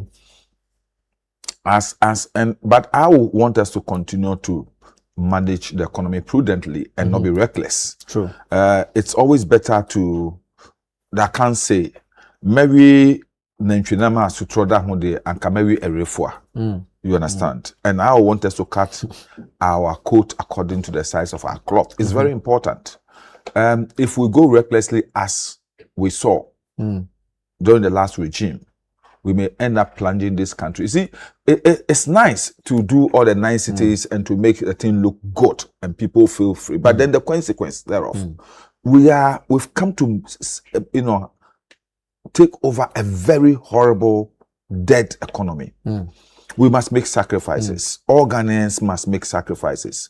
It is for the opposition to always say that this is this. But we understand the fact that Ghanaians must go with us. And we must be able to convince Ghanaians that these are the sacrifices we are making. Look, let me tell you. Huge sacrifices are being made by members of this government. Sitting here for 1 year, 6 months, I didn't even, because there's a moratorium on government purchasing new cars. We didn't even have cars. I have to use my own car. Fuel coupons were cancelled. I have to buy my own fuel. Sacrifices have been made. Right. Sacrifices have been made. And it's good that we continue to make these sacrifices talking about in order to be able 35 million Ghanaians. The cancellation of fuel coupons is a benefit to 35 million Ghanaians. The decision not to buy new cars You told us that and still use the old cars there were going to be is savings a benefit from your to the salaries that were 35 going to be million used to build people. cheap compounds. You can't even account for the cheap Work in compounds. progress. We are Work still in progress. we are contributing. Ayo. We are contributing. Very So I want the minister to stay on course and not be moved off, deviated, flipped off the level we are. We have moved off the cliff. We are on a level ground now. It's important that we maintain the speed and not overspeed so that there could be a crash. I want us to stay prudent. I want us to stay humble with the way we are going. And I think that will ultimately benefit every Ghanaian in this economy. And I'm hoping by the time we account to the people in 2028, they will have seen the difference between prudent managers of the economy and the ostentatious, reckless managers of the economy. Very well. Very well. Haj Ahmed from Nima says the NDC has disappointed Ghanaians, especially the youth. Where is the almighty 133? You're watching Breakfast Daily here on Channel 1 Television. Let me take a quick break. When we come back, we'll look at the macro that the politicians see. You give me topics and look at one to me. Yes. So why are you going to macro? It's part of it. So we'll look at the macro that we see and the micro that my nephew in Asimfosu and myself we feel. So you stay with us. We'll come back. we'll come back and look at it. Stay with us. This is Breakfast Daily. We'll be right back.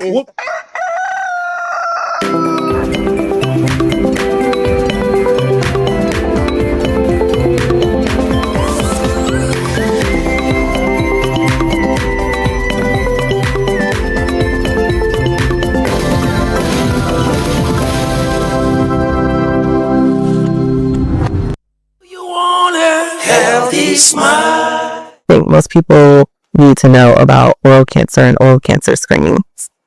So oral cancers are deadly. They come late, which means by the time we're catching them, they're in grade 4 and we lose them. Best way to solve this is to catch them early, so we need to screen them more often. What do you guys do as hygienists? So usually on the first visit, when our patients come in, we do a visual exam. So we'll palpate your neck, we'll check your lips, your tongue. We'll use a special light called an oral ID to detect abnormal tissues. We're looking for things like red patches, white patches that don't heal. By the time we realize it's too late. So once the oral ID picks it up, we may have to biopsy and make sure you are clear. And if it comes out good, fine, we're happy. If it doesn't, we start treatment very early. Important that people are coming in at least every 6 months to get those things checked, especially since there are no symptoms. You may not know something's going on in your mouth until you come in for your dental visit. Healthy smile.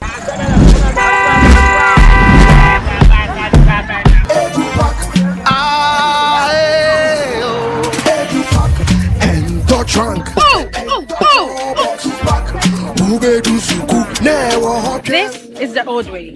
Let me show you a new and a better way. EduPack. EduPack? Yes, EduPack. A GS approved and supported initiative for all first year students going to SHS by Prospectus Ghana Limited. Now you don't need to go to the market. All your trunks, mattresses, pillows, including plastic chalkboards, are all waiting for your child at the school. Note, all our wooden chalkboards are being changed to plastic ones to avoid bedbugs. You can also register by dialing *713*821# following the prompt, or you can visit www.edupackgh.com and tap register. You can also register at any ADB branch near you at a very affordable price. EduPack, approved and supported by GES. Hello, my name is Pamela from Customer Service. Please revalidate your account by texting your Ghana card number to 0500,247. Hey, Abili, wabadim. Madam, give me the numbers behind your ATM card. I'm calling from the head office. An email was delivered across to our customers this morning. Confirm if this is your bank account. 100,100,100. Thanks for sending your bank card details. Send the OTP now to avoid cancellation. EcoBank will never call, email, send an SMS asking for your PIN, OTP, bank card, or Ghana card details. Don't get played. EcoBank, the Pan-African Bank. Hello, please, I'm calling from Customer Experience Center.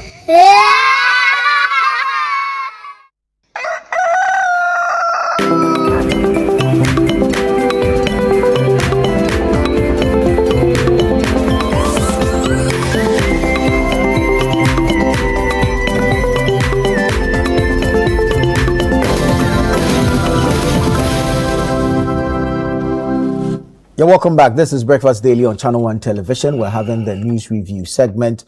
The Honorable Alhaji Issa Hussein is here. The Honorable Neelanti Vanderpoy is also here. We're going to tie in the domestic gold purchase program into the 2026 media budget review, because it is the expectation that the finance minister we'll touch on this matter as well. However, the news is that the BOG has stopped pre-financing of Gold Board's operations within that space. You would agree that the BOG at this point would have to stop, especially if you look at currency differentials, how much the BOG rate is and how much the gold is being sold for and all. But why you laughing? We can't but to marvel at our brothers on the other side. Why so? Let me start off, even before we come there. The NDC or Ghanaians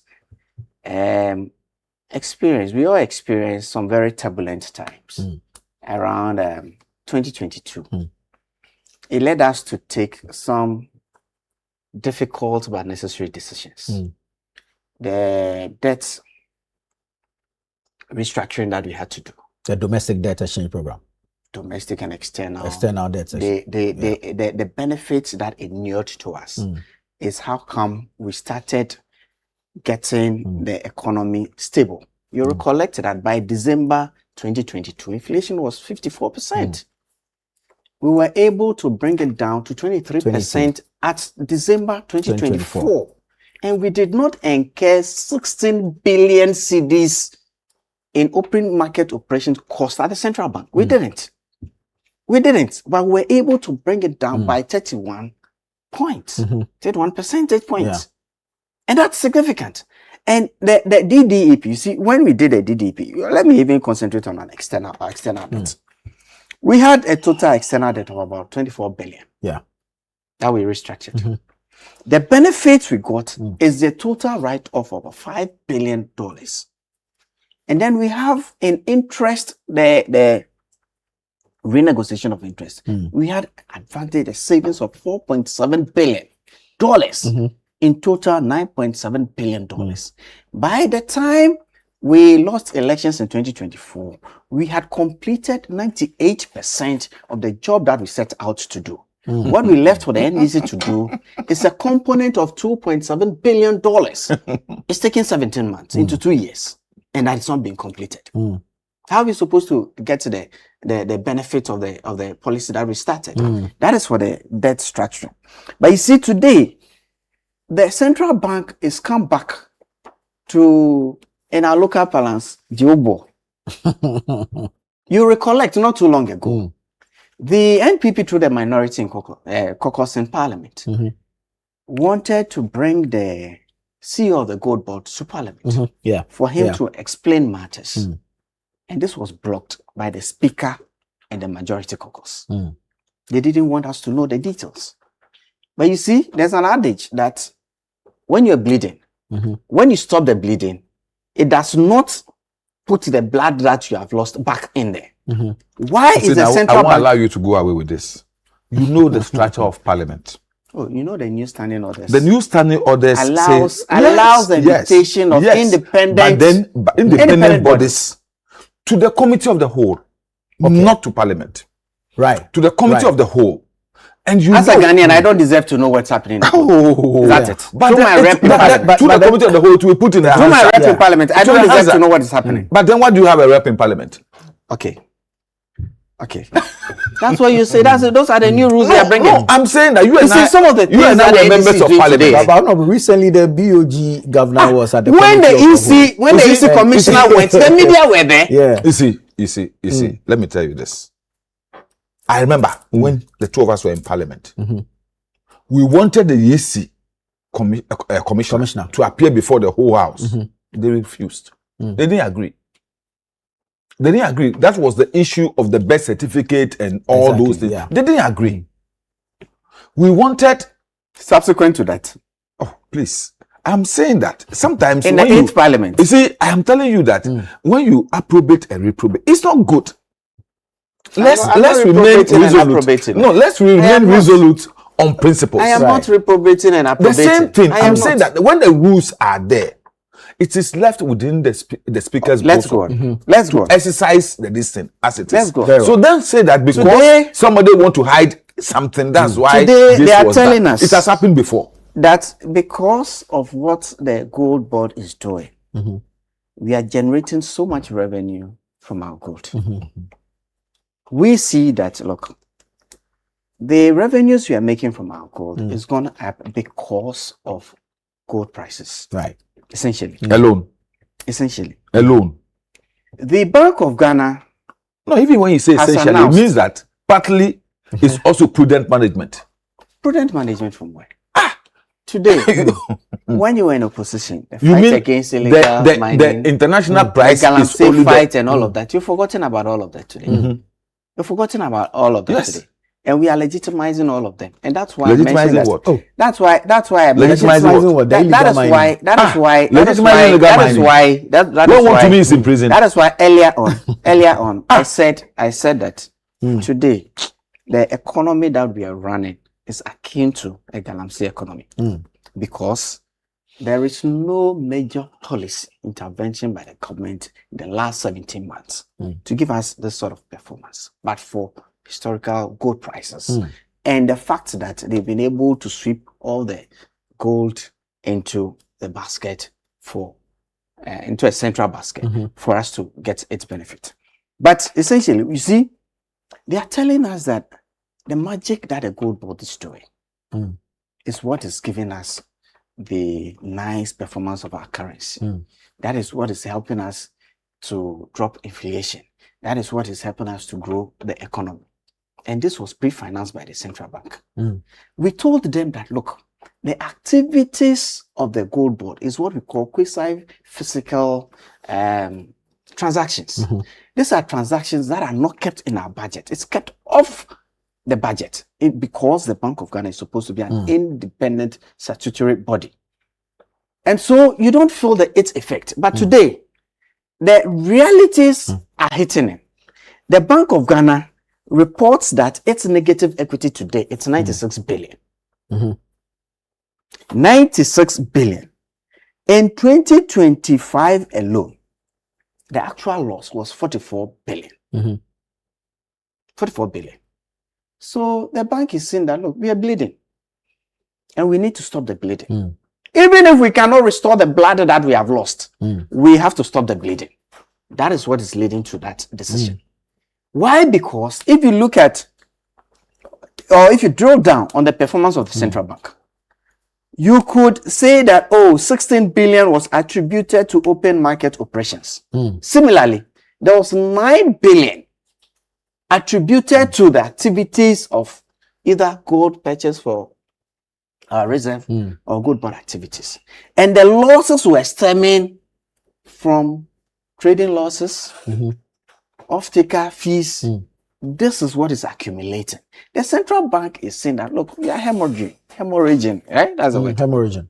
So we have to stop the bleeding. And to stop the bleeding, let's take this 9 billion. In fact, in 2025, by September, the IMF did signal that activities of the gold board alone had created $24 million losses for the central bank on the book of the central bank. And we cannot go on to accumulate $44 billion cedis in losses at the central bank annually. So the central bank has to take decisions. And that is what is informing this decision from the. And we, from the minority, or the New Petro, we have been sounding this alarm that these activities is creating and contributing to the accumulation of the negative equity on the books of the central bank. So now it's good news that the Bank of Ghana has decided not to. That is why I'm giving a proverb that, look, you can stop the bleeding. But if you had listened to us a year ago, you would have lost that much blood. Very well. Very well. Honorable. Yes. Quick thoughts on this BOG pre-financing gold board. Fuseni is propagating their own gospel. These are figures from the central bank's financial. The central bank gave reasons why they have started. Let me state the reasons for you. One, he said the gold board now holds full operational control, assuming sole responsibility for the purchasing, trading, and selling of gold under the artisanal and small-scale mining program. This control was given to them by the self-sustaining structure. It now utilizes its own revolving seed trade capital allocated by the government to independent run its operations. Okay, so they were supported up until now. Now they are we are winning that support because they've gained some capital was given to them. Please, so that is what you should find out. So what it means is that it's just like when we talk about state capital for the Women's Bank. Development Bank. You see, It's just like when we talk about see, seed capital for GCB. You see, that is why I say It's, these are policies CBG. that are flying in the air. I'm saying this with establishment. Look, let me give you an example. That's a nice building. Even when beautiful, isn't it? even when you people were not doing gold board, your Bank of Ghana incurred it's losses. not our Bank of Ghana belongs to all Ghanaians. Yo, okay. So the Bank of Ghana incurred losses amounted to 60.6 billion. And we told you how. You told us how. Yeah. So the We Bank need of a Ghana. domestic But now you don't understand that the debt Bank of Ghana can exchange program. Oh, okay. Domestic debt exchange program. And we That you understand created. and we keep That saying you that, created. look, That you created. it is better to have a central bank. The role of a central bank is a lender of last resort. And so when you are hit, like we're hit in 2022, it is better for an economy to put all the in there, right? So that we can manage it. Bank of Ghana, through the exchange program, made losses of about 48 billion. 48 billion. It's right knowledge. I mean, out there. That's right. Fuseni. But you see, Fuseni, you allow me to at the continue. time we were saying that, you people did not accept Fuseni, allow me to say that. What we were saying that at that time, that money was too huge. And we're concerned about the fact that at the same time, the Bank of Ghana was committing money to building a new office. That we thought was not prudent. Was that why you want to sell the building? Please. Let me tell you this. Let me say this. The BOG has denied that, by the way. Oh, they denied it. I didn't get to the deny. The building is not up for sale. I didn't get to that. You see, I'm saying because what I knew is that the bank is desperate, and so on its balance sheet, the assets that it has, it could leverage it, and it's done all over the world. Corporate bodies do that. You can sell your building and lease it out. Very well. The advantage is that then you Honorable get huge money inflows, and then you pay your rentals over time, and so it is possible. It's a nice policy. It's practiced, and so we understand. But come clear. Tell us that this is what we want to do. You see, what I'm saying here is that I'm happy that today the gold board is able to win itself off the BOG. Right. So that all these risks that poses to the BOG would be relieved. Right. And then the gold board will be able, through its own mechanism, generate the sort of profit that it's looking for. True. And I know they're capable of doing that.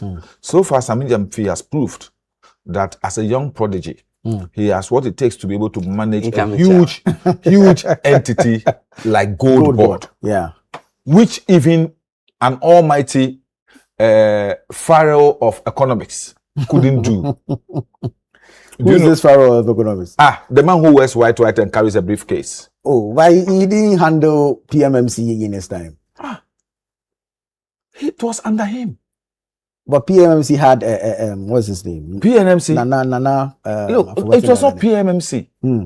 The gold for oil was not PMMC. Oh, you mean the gold for oil? Yes. But gold for oil is not being run by Gold Board. Please, either. I'm saying, is it not the same sort of policy direction? Yeah, but what it's not was being it run meant by to do? Gold Board, is it? It's Please. BOG. So Gold Board is a different are you entity. blindly saying that you are building on policies that we introduced, and so our reserves Look, are what is good about and all what of is good about the policy? If a policy is initiated by Fuseni, and I see the lapses in the policy, and I review the policy and reset it for a better outcome. Resets. For a better outcome. What does it? Look, when you came, you said we were so bad that we went to IMF. That you will never, one like a lie, Bangute IMF. You had your MPs with megaphones going around in the various markets, like Befi. IMF, they don't call that. But Omia himself went and sat on radio, Peace FM. Say IMF there be don't call that. No, that's not true. Hey, that's not true. Hey, no, that's not true. Fusen, that's not true. Fusen, please. That is not true. That is not true. Did it Baumia say that we won't go to IMF? More of a Ken Oforiatta. He didn't. You said Baumia never said that we would. It was more of a Ken Oforiatta than Baumia. Look, he never said that. I was sitting in Parliament when Ken Oforiatta talked about the fact that we won't go to IMF, and Baumia was nodding like a distant in Parliament. Come on. He was sitting there and doing this. In 2023, but that's Parliament. what saying it. What was it talking about? I mean, now you have shifted from Peace FM. I'm saying he was on Peace FM. If you like, I can sing for you. Please show it. He said show it. It is not true. It is not true. Okay, let me It even is not true. let me grant him that. It is not true. If you are the vice president, chairman of the economic management committee, and you say will not go to IMF, and your government goes to IMF, what do you do? Oh, but we've seen other instances I'm where saying in that- he opposed no, even- no, he opposed even E-levy by Aristotle. The man opposed. You see, honorable here, He said that there was no need for E-levy. We've been in And then politics finally, too long. he was the one who spearheaded You E-levy. know. You can't say that. You can't say E-levy that. birthday cake. Honorable, you can't say that I am in Parliament and I have a view on a particular policy. And because Parliament decides on otherwise, I'm going to resign as a member of Parliament. Parliament, you were elected. That's exactly what you're saying. Parliament, you were elected. He wasn't elected. He wasn't elected. Why do you think He's the president- EC? he's Why the do you think president that who for a was elected. presidential candidate to file their nomination at the EC, you need to have selected a running mate? But the running Why mate, do you think the that running the mate is not EC voted sees it for? as a ticket? I said the running mate is But the not running mate voted is for. not voted for. It's not voted for. He is By presidential law. candidate that's By voted. the law, he is part of the ticket. Very well. And so you cannot tell me that because I'm in let's Parliament, wrap up. there's Parliament Let's decides wrap on up on something, the- otherwise I should resign. I'm saying that. Let's I'm go saying that. purchase program. I'm happy that today, from a teething stage, Go Board has been able to win itself off the nurturing of the Bank of Ghana, and it's because the issue is that the policy framework is not changing. Is the issue of the support that the Bank of Ghana has been doing. True. That is what it's moving away from. So a Go Board will now be able to use its own seeded fund that is given to him to be able to handle itself. It's a good step forward. And I think that is going to help us to able to make the Gold Board itself sustainable, grow, and then be able to do what it's supposed to do. Very well. You see, Nana, it's not the decision of the Gold Board to win itself from the Bank of Ghana. It is the Bank of Ghana that is stopping the pre-financing of the activities of the Gold Board. That was the announcement. Right. Based on, And it is to ensure that the bleeding that the central bank is doing is stopped. So it's good for us, isn't it? See, this economy, Let's go to Nsamam. There are things so. We are going to Sam. Let's go Were to you at Nsamam. Sam? Were you there yesterday? This economy, Were you at Nsamam yesterday?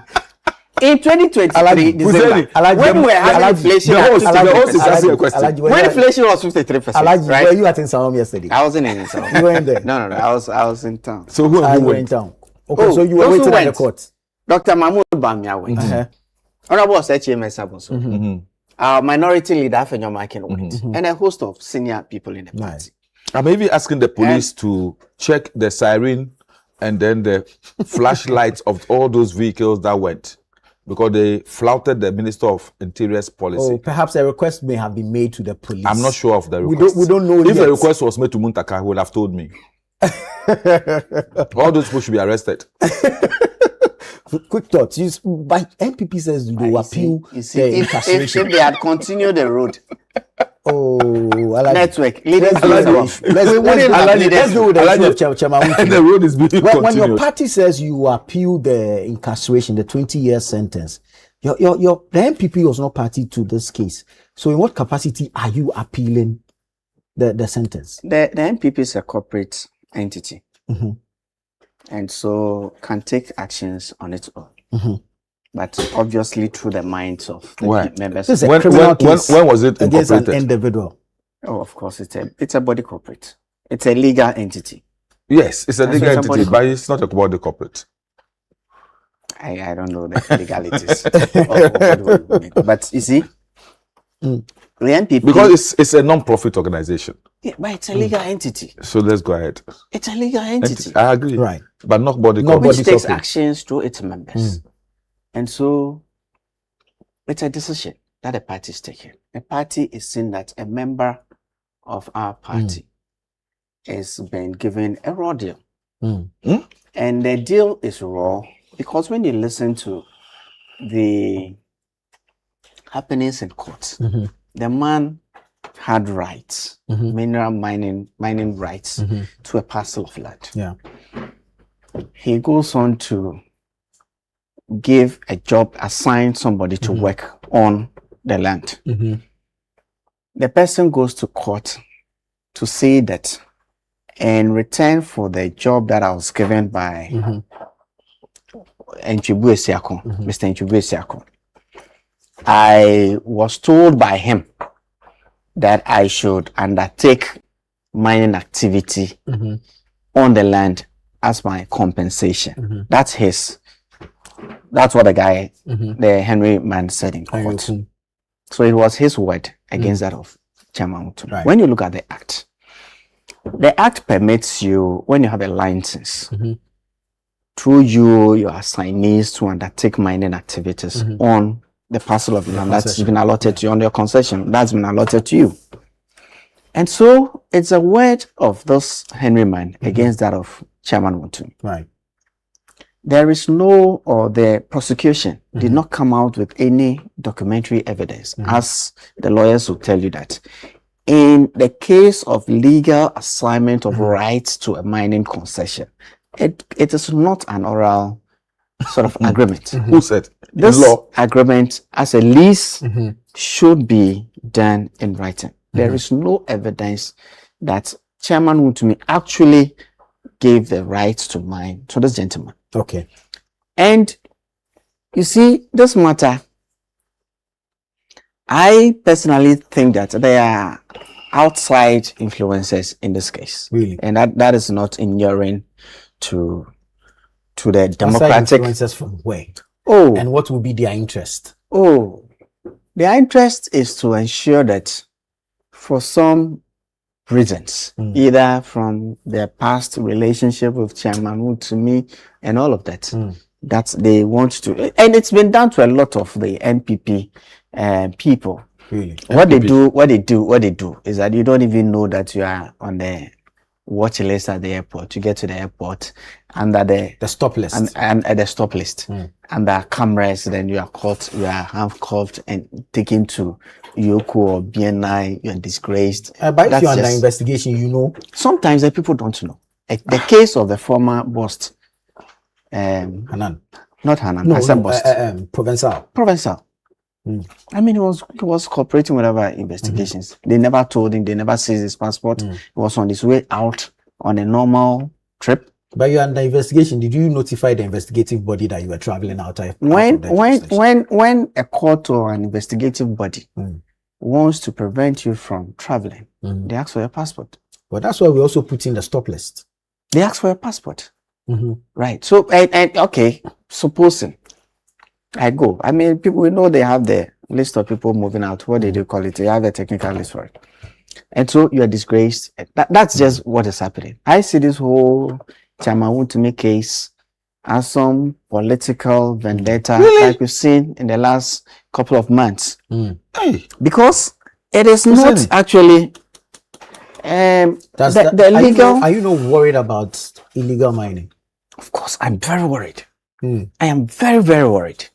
But you see, unlike them, when they were telling us that, a state of emergency was required to curtail activities of illegal mining across the country. They have been in power in 17 months and their song is changed. They told us, Sam George and the likes, Kofi Boa, Minister for Lands and Natural Resources, told us within 1 week they will be able to resolve the issues. Oh, he did. He did. I was on a program with Sam George when he did make. God. But that was what they told us. Who told you? There were people who went and voted for you because of that. Okay. When we were in government, we saw the Galamsey fight. We saw the people who led it. Today, the question is: are they still in this country? Very well. And we are running a Galamsey economy today, and all these people, all these voices have gone quiet. You see, very well. You see, I want us to look at this thing apolitically, because the devastation that Akonta mines had caused the ecological distinct structure of the western region is huge. This did not start today. You see, we have to make a point to that. Wotu today is not incarcerated because he was doing illegal mining. Who said? He has been incarcerated because allegedly he had assigned or allowed somebody to work on a concession in his company's name. Oh, please. That is the reason why he's incarcerated, not because he's doing illegal mining. The law says that when you have been given a license, and you are transferring the license to someone, you need clearance for the minister, by saying from the minister, and he didn't do that. Right. That is one. 2. Look, 2019, your own Minister for Lands and Natural Resources, Samuel Abu-Jinapor, told the whole world. 2019, Abu came in a second. First time he was a deputy chief of staff. Yeah, Abu was 2021. 2022. 2021. 2021 was when Abu. We started talking about Akunta mines in 2019. The parliamentary committee even went there, came back with a report. In parliament, you people stood against him. Stood against? Yes, you stood against us. In 2019? Yes, you said no. What we are doing. I was there. Oh, please. You remember that subject came up when the local government committee was complaining about mining, which is affecting livelihoods in the assembly. You people said no. Your own minister came and told the whole world that Akunta mining is involved in illegal mining in the Samabo area. What happened? Your president. Our president. Okay, my president then. Thank you. My president and campaign manager. My president and campaign manager then. He was my campaign manager. Didn't you know?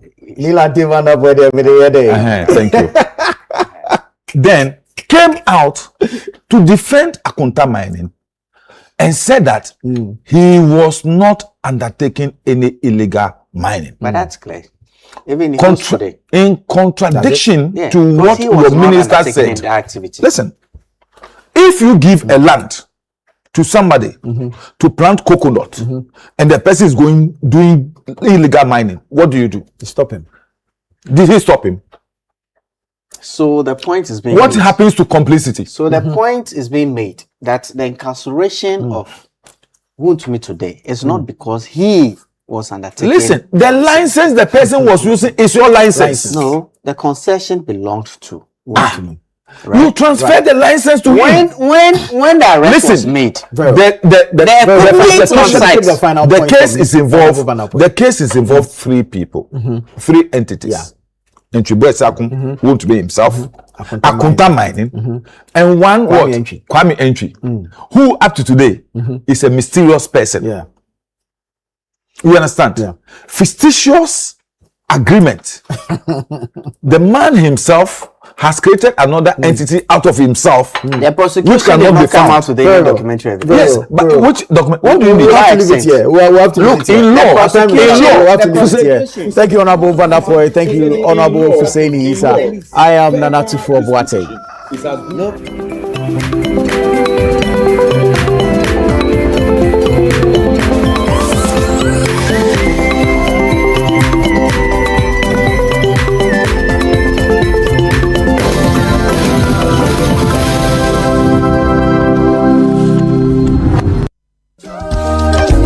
Looking for everything made in Ghana all in one place? Then get ready. The This is Ghana Exhibition 2026 is here.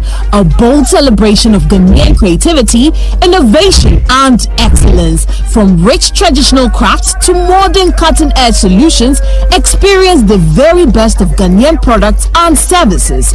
Explore excellence across key sectors including automobile, agriculture, education, health, hospitality, fashion, technology, food and beverages, creative arts, beauty, retail, and more. This is the biggest Made in Ghana fair, bringing together SMEs, startups, manufacturers, local creatives, indigenous corporate bodies, entrepreneurs, and innovative businesses all under one roof.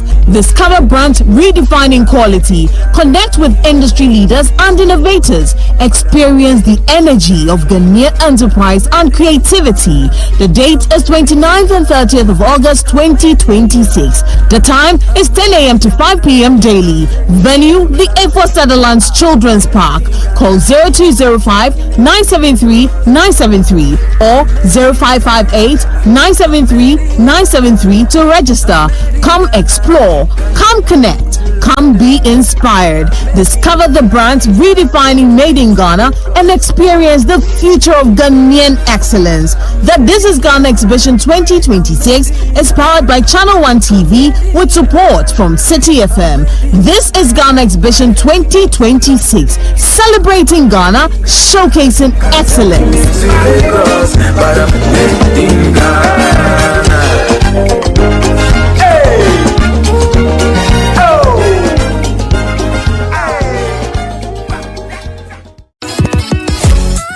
What if your ideas could shape the future of education in Ghana?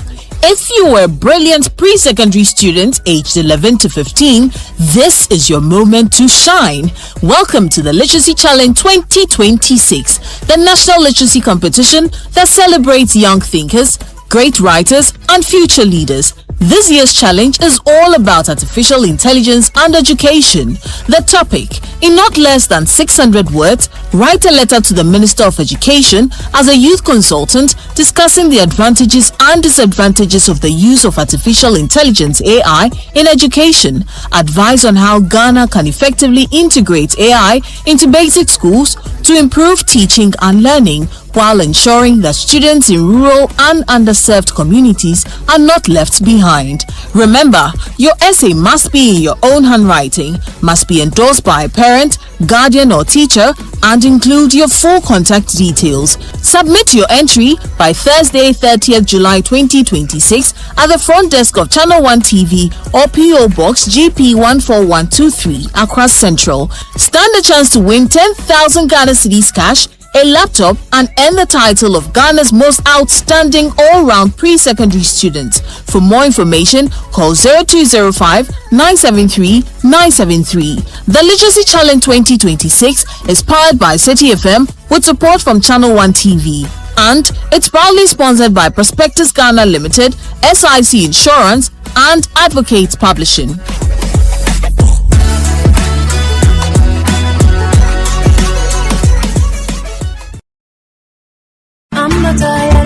From across Ghana to the heart of Tamale, the very best of Made in Ghana products, services, innovation, education, enterprise, homegrown businesses, and indigenous corporate organizations are all coming together at one exciting event. The Northern Business Fair 2026, your one-stop destination to discover, shop, connect, network, and explore new business opportunities in Northern Ghana. Whether you are an entrepreneur, investor, student, business owner, or consumer, this is where Ghanaian excellence meets opportunity. Join us on Saturday 25th and Sunday 26th July 2026 at Jubilee Park Tamale from 9 a.m. to 6 p.m. daily. Are you ready to showcase your business to the nation and beyond? Call 0205-973-973 now and secure your spot. The Northern Business Fair 2026 is powered by Channel One TV with support from City FM, and it's proudly sponsored by EcoBank, the National Petroleum Authority, the Ghana Export Promotion Authority, North Shore Apparel Ghana Limited, and SIC Insurance PLC. The Northern Business Fair 2026, your market, your connections, your growth.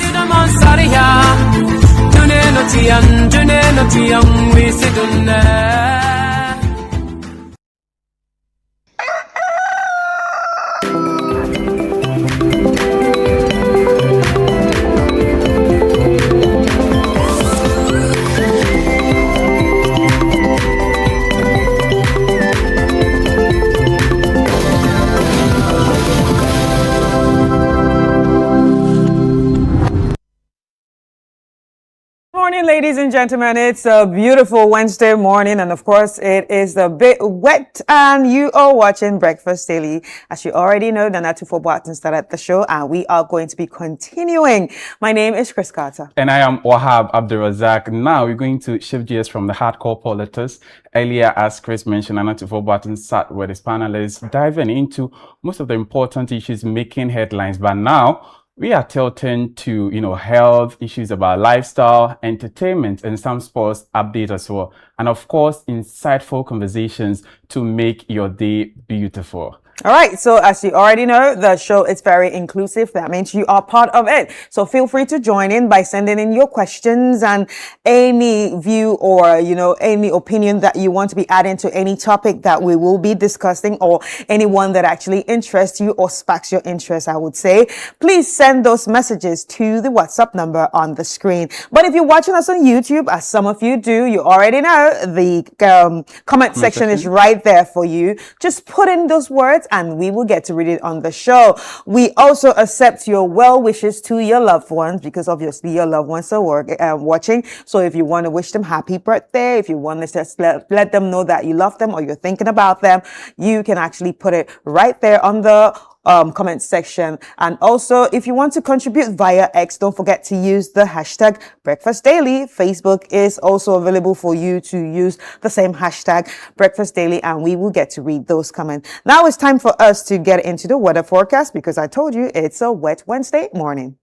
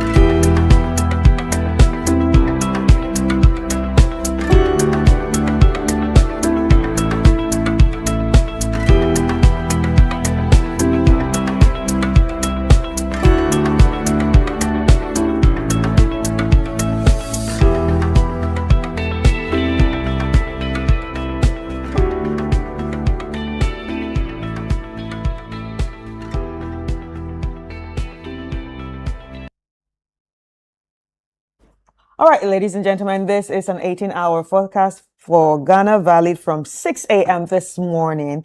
And the summary of today's weather. As mentioned in the previous weather updates, the northern sector will continue to be affected by the thunder and rain-bearing clouds, which are producing moderate to heavy thunderstorms with rain accompanied by gusty winds. However, mist and fog patches are expected to form and reduce visibility range for much of southern Ghana this morning amidst mostly cloudy conditions.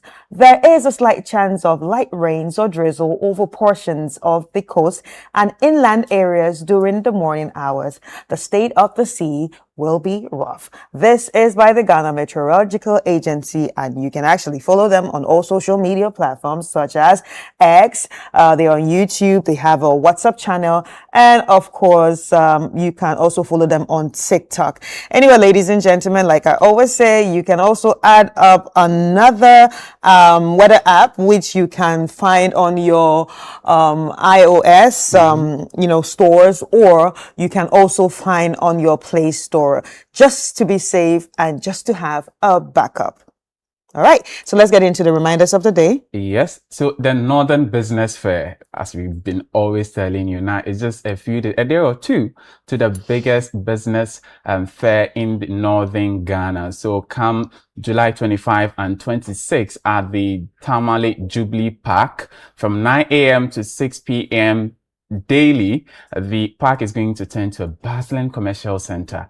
And guess what? Entrepreneurs, investors, innovators, corporate entities, a lot of people are going to converge there to connect, to exhibit, to promote, to showcase your product, whatever you have made in Ghana, wherever you are in the 5 northern regions, from northern region itself, Upper East, Upper West, Savannah, Northeast, everywhere you are in the 5 northern regions and even beyond.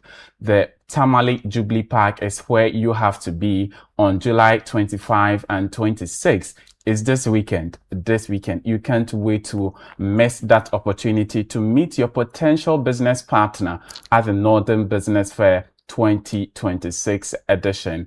And we want to say a big thank you to our sponsors, EcoBank, NPA, that is the National Petroleum Authority, the Ghana Export Promotion Authority, North Shore Apparel, and SIC Insurance PLC. But for more information or registration, of course, you have to secure your spot as an entrepreneur, as a business operator, and others. So call us on 0205 973 973, 0205 973 973. Northern Business Fair 2026 is powered by Channel One Television and, of course, supported by City 97.3 FM. All right, and still on business and, still on everything about SMEs, entrepreneurs and all that, we actually have something exciting for you, and this is the one you have always been waiting for. So on the 29th and the 30th of August is all about the biggest Ghana exhibition, and this is Ghana exhibition, which is back, and I am so excited about this. So this is where you get to see everything produced in Ghana from different industries. So we have the agriculture industries, we have the food, we have the automobile, we have fashion. Everything that you would want to see made in Ghana will be coming to you at Ifwa Sutherland Park on those 2 days. And so for every entrepreneur or startup or SMEs or indigenous businesses out there, or even businesses that are export ready, remember that This is Ghana is the best place for you to showcase what you have to the world. It could be an innovation, it could be product, it could be services.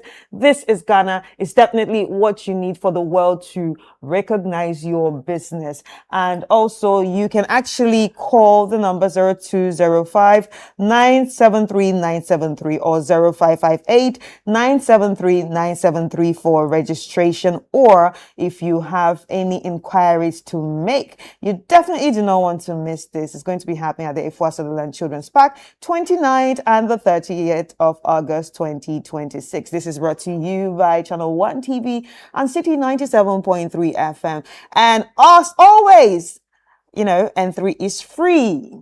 You don't need to pay anything to experience this bustling market of everything Ghanaian. All right. Now, our Channel One community legends are still being unveiled.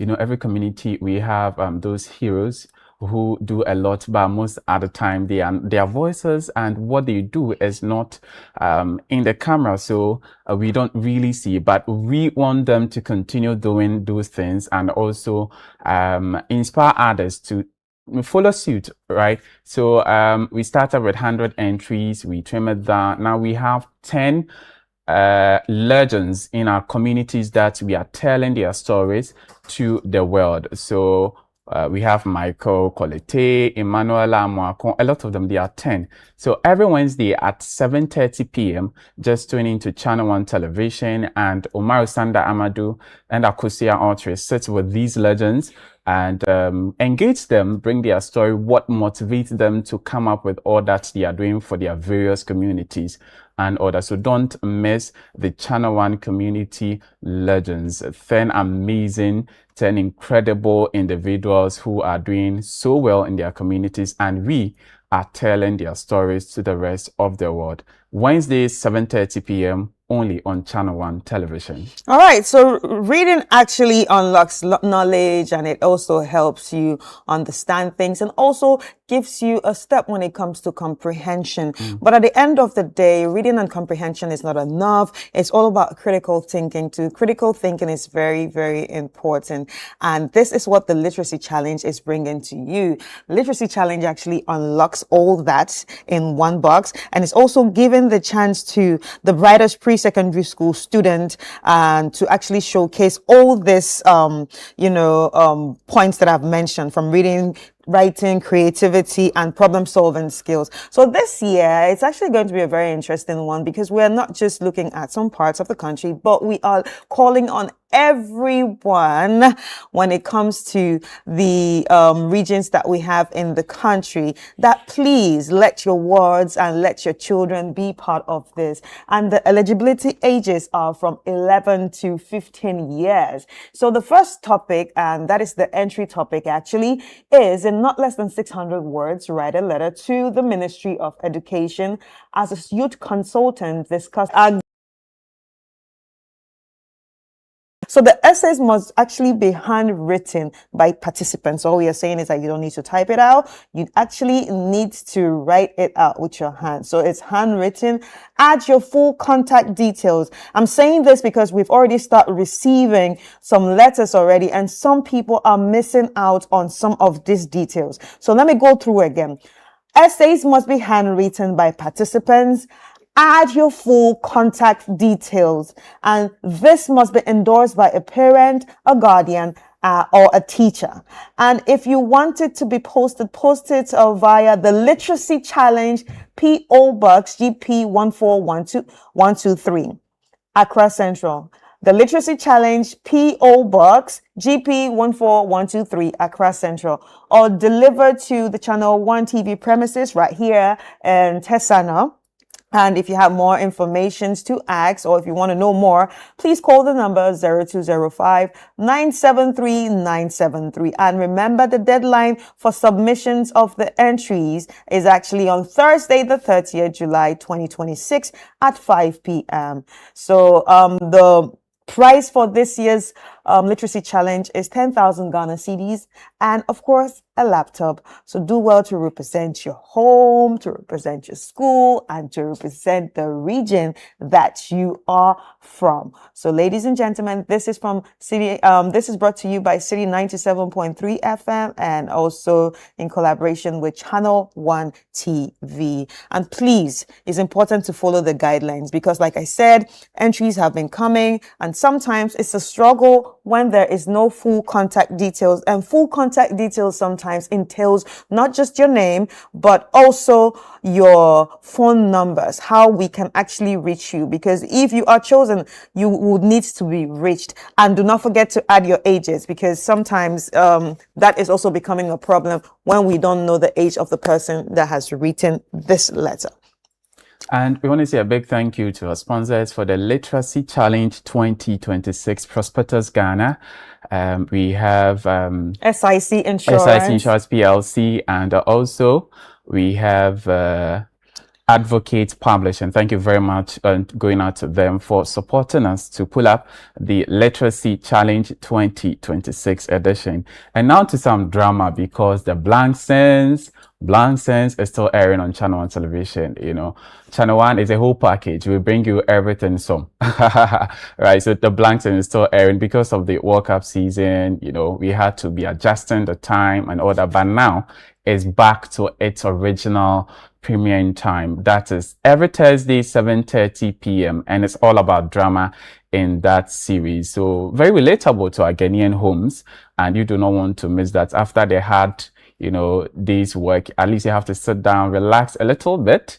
And yes, the Blank Sense is that drama series for you to make you relax, to rejuvenate, to make you ready for Friday, and of course usher you into the weekend as well. So every Thursday on Channel 1 television, 7:30 p.m. tune in and you enjoy the Blank Sense. And if you missed it on Thursday, you can get the repeat on Fridays 11:30 a.m. On Saturdays you can get it as well 7 p.m. On Sundays 4:30 p.m. Tuesdays 3 p.m. and a day before a new episode airs, Wednesdays, you can get the repeat as well at 5:30 p.m. And we want to say a big thank you to our sponsors, NASCO, Lizzie Sheto, out in Certified Spray, Everpack, and Lily Rice. Thank you very much to them for supporting us. The Blank Sense, I told you, because of the World Cup, we had to adjust, but now it's back to the original time, 7:30 p.m. every Thursday, and you do not want to miss that. All right, so if you're looking for a car or if you want to buy a car, all you need to do is head to the Auto Sale and Expo that's going to be happening on the month of August. And this is brought to you by Zondertech in partnership with Channel 1 TV. This is one-stop shop for you to enjoy every car that Zondertech has to offer, from, you know, trucks to tippers, to also salon cars, to 4x4s, and to pickups. Zondertech has everything available for you. And I had a conversation with them yesterday. And also I like the fact that they said there is a car that actually fits your lifestyle. So if you're looking for a car to buy, or even a fleet of cars to buy for your company, you actually need to be there. Apart from just the cars, we are also going to be experiencing different clinics. Issues of insurance is going to be talked about. Financing is also going to be talked about, because different banks are going to be coming on that day to also showcase what they have when it comes to financing and all that. And the workers of Zondertech will be there for you to speak to when it comes to knowing the specs, the parts, and everything that you need to know about the brand. So it's going to be happening on the 13th and 14th of August at the Zondertech showroom, Jowolu, from 9 a.m. to 3 p.m. daily. You definitely do not want to miss this. Like I always say, pick up your calendar and then mark the date, or you can actually save the date as a reminder on your phone. All right, it's now time to get into the trends, and a lot has been happening in the last 24 hours and even more, from Facebook to Instagram, Twitter, all the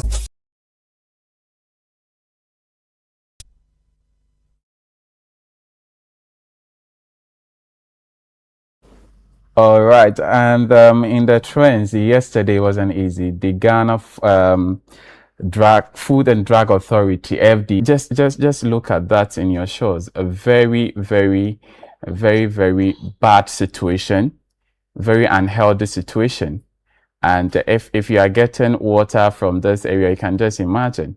All right. So the Ghana's Food and Drugs Authority shut down Virgin Natural Mineral Water in Ashonman Estate and Marmatan Natural Mineral Water in Amasama, Amanfrom, while after discovering the unlicensed operations and unsanitary conditions like peeling walls, exposing wiring, and weedicides near water sources. So the videos, obviously, which you can see on the screen, show teams sealing entrances, detaining products, and revealing women working amid the field. The raids, part of a nationwide push, highlights ongoing risks with affordable sachet water, prompting calls for more inspection to prevent diseases like typhoid.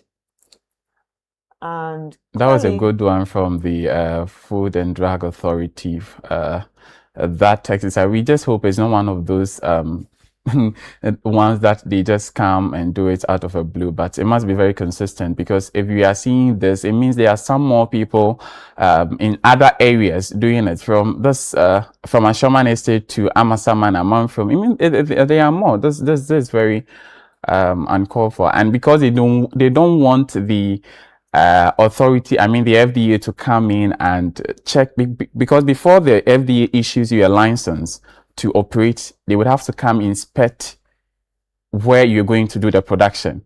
So of course, if the production area is not fit for purpose, you forfeit the license. You don't get the license. It means you cannot produce.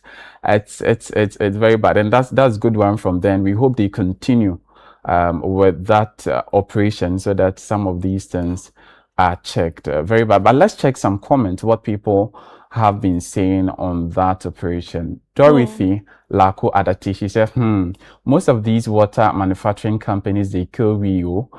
Look at this mess. One of one. Tell them say one be deka, so make them come. I will give them location. Wow. You can just responsible call them. Citizen. Just contact them. Mana, people are very heartless and greedy. Why will you be manufacturing and packaging water like this for consumption? Kojo Richmond, people don't people don't care like that. Oh, you go inside the CEO self, no, they drink the CEO self, they drink Vortic, right? Stone Pacha. Ghanaians are in fact consuming from unhealthy sources. God protects our health. Amen. It's very worrying looking at some of these things. Yeah, so this is actually a very, very, very horrible situation. And I don't know what to even say. But at the end of the day, I just like the fact that it's out there and everybody just needs to do their due diligence when it comes to the water they are buying. Some people actually are buying waters in their areas and they know exactly where it's produced. So I think the best thing for you to do is actually walk up to that manufacturing place or manufacturing office or manufacturing little factory that they have in your area and go and inspect it for yourself before you even make some of these decisions. And it's also sad to see that if you bring this down to the issue of the illegal mining and our water bodies, it just shows that it's going to get worse. It's going to get worse when we realize that we do not have any water bodies to actually, lean on. Yeah, so at the end of the day, if even the one that we are buying is looking this bad, the waters haven't even gone completely bad. But so imagine if it goes completely bad and we are drinking this in this situation right now. Imagine what we'll be drinking in the future. To come, Imagine what we'll be drinking in the future. So this is problematic. Everybody needs to do their due diligence when it comes to the water they are putting in their mouths. And I must tell you, sometimes it's about the economic issues. Situation, because like when you look at this story, when you look deep into this story, you would realize that it's actually cheaper.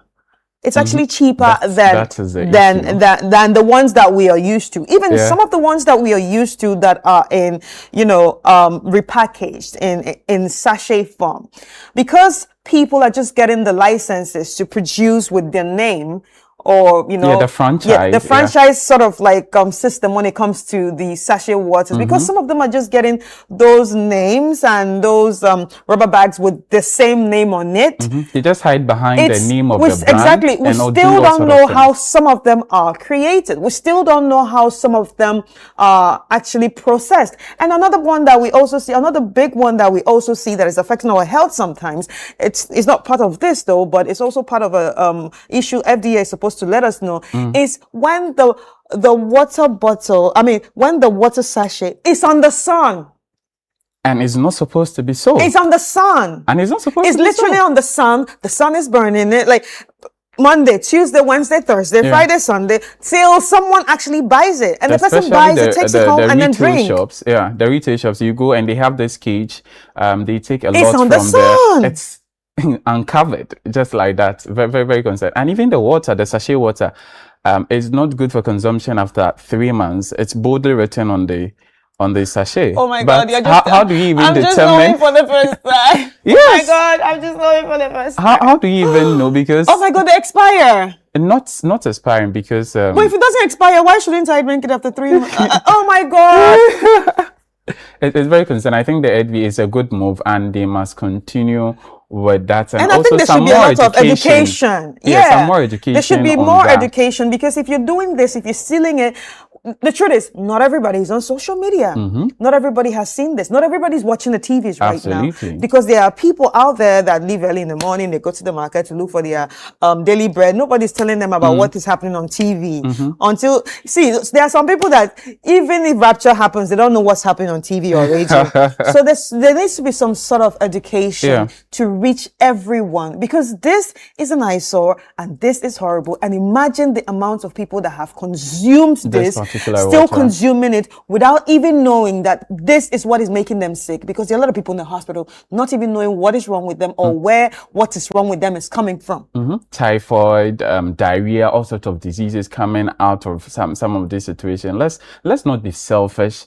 Right, let's not be selfish because of just profiteering. Yes, you are an enterprise, you're a company, and your motive is to maximize profit. But of course, you must also be concerned about the health of your consumers, because if they take it today and they are unwell, do you think they will come back tomorrow? No, you are losing your customers. No, but you see, the thing is that the customers don't even know where the problem is coming from. Exactly. So that's where the education must go in. So the FDA, the education must not be limited to only the manufacturing companies, but also the retailers, right? Because they are more closer to the consumers, right? They are more closer to the end consumers of some of these products. You go, especially the one you're talking about, they live in it under the mercy of the sun. Under the sun. And very worrying. It's not good. Under the rain. Sometimes you see people still buy it. People will drink it. People will give it to children. Very worrying. And it's sometimes you even horrible. see the label going like,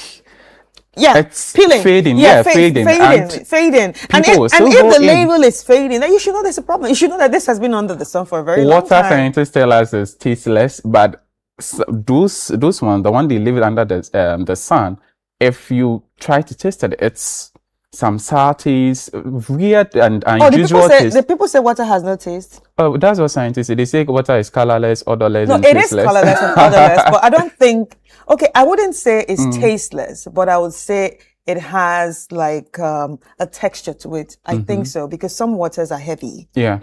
Some waters are heavy, and obviously some waters are salty. Exactly. And some waters are very light.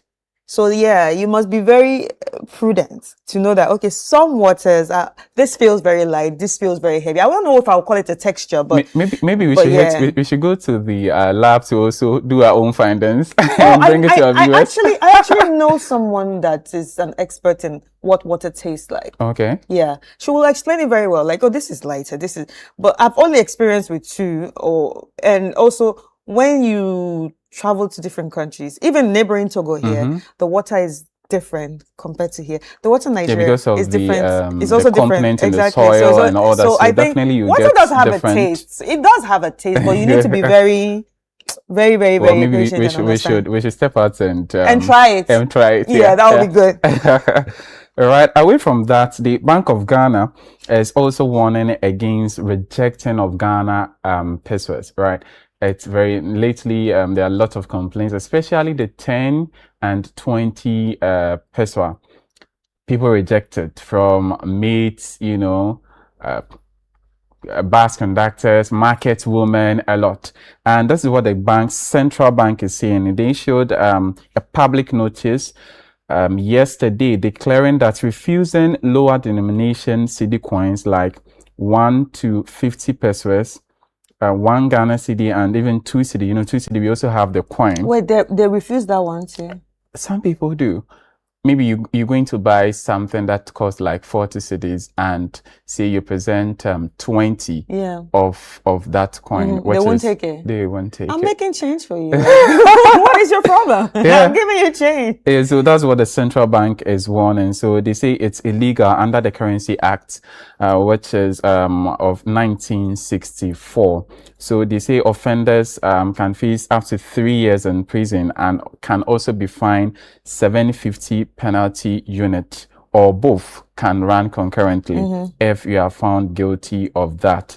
So the bank says it will partner with the police to enforce this particular measure, the law.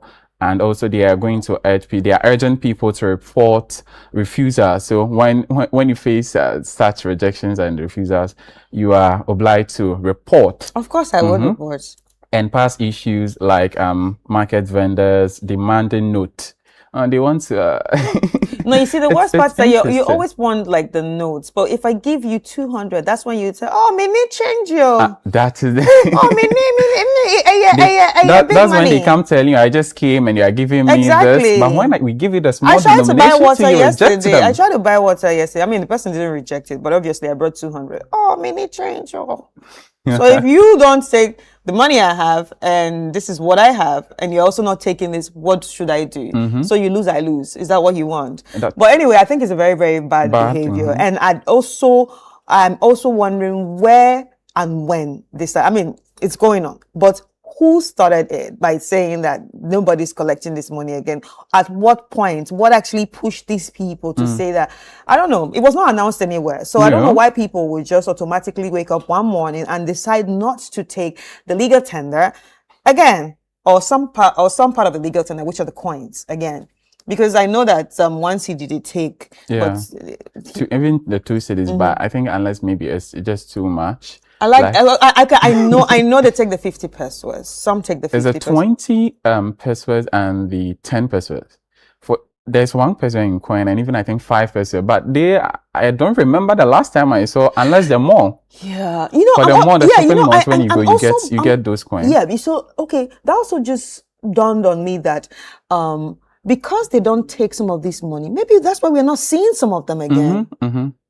Yeah. Because even if you have it, you ask yourself, so who am I going to give this with? So you're likely to just drop it somewhere. And I'm sure some viewers have also experienced this sort of maltreatment when it comes to giving out these coins to vendors. But then again, we're going to be talking about this tomorrow. So yeah, stick and stay with us. But let's check out some of the comments on this issue.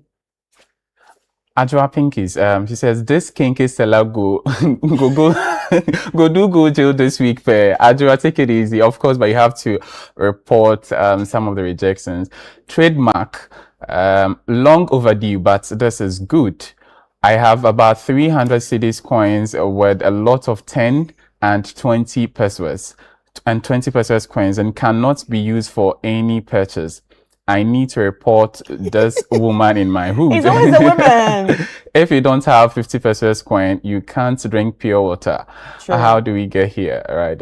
So it's very concerning. Everyone is experiencing it. Kweku Eric, this notice will work better if you are able to ensure all major radio stations across the country broadcast it during their news hours. Ferguson, Samabuchi come do my shoe. Give me way. I give 10 pesos, 20 cedis. Oh, you too.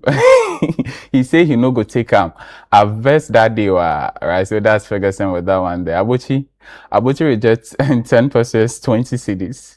Wow, so that means 200. Yeah, that was too much. So Magic Mag, come to the marketplace. We have a full bowl of 20 pesos coin that keeps being rejected.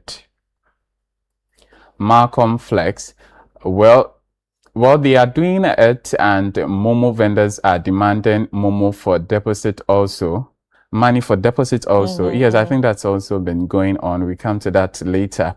But BOG, what about the dirty note? Some notes are too dirty. No, I think when your notes are dirty, you have to just walk into a bank actually and it changes. They change it. I think so. I don't know about that, but I've heard, stuff like that when you walk into the because bank, the money runs and finally to the central bank here, so they take it out of the system. Yeah. So they actually take it. But I think it's a good one, and I also plead that, like we said in the beginning, I hope this is not just on paper here, because the market women are not reading this. Do you understand? It has to go around.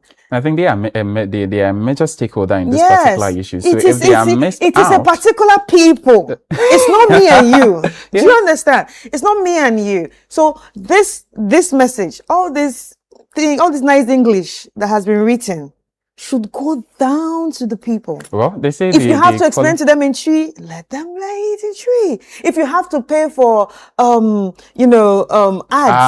it has to go to them. Very well for you understand? Yes. Come to Channel One. Let's talk about it. Then we'll put it out there. If it has to be on radio stations, let it be on radio stations. Because I said all this English, if it doesn't go to the right people, it's just another day of, BOG said it. And so, because if you can tell the kinky seller in the area, hey, BOG said, she doesn't care. She doesn't care what you're saying. Do you understand? Until something happens. But then again, so I think the information have to reach them too. Absolutely. If you're putting this out there, it also has to reach those particular people. Although they say the ignorance of the law is not an excuse. Exactly. Yes, but then we have to I think we have to make an effort. Yes, we have to let the information sink, go out there to the particular people that this issue, is about. The market women we're talking about, the people in our areas, the small, the vendors, sellers, the petty traders in our areas, the table, those operating on the table. Go and they will not take it. And in some areas, they are the only, source of some of these products. It becomes very problematic.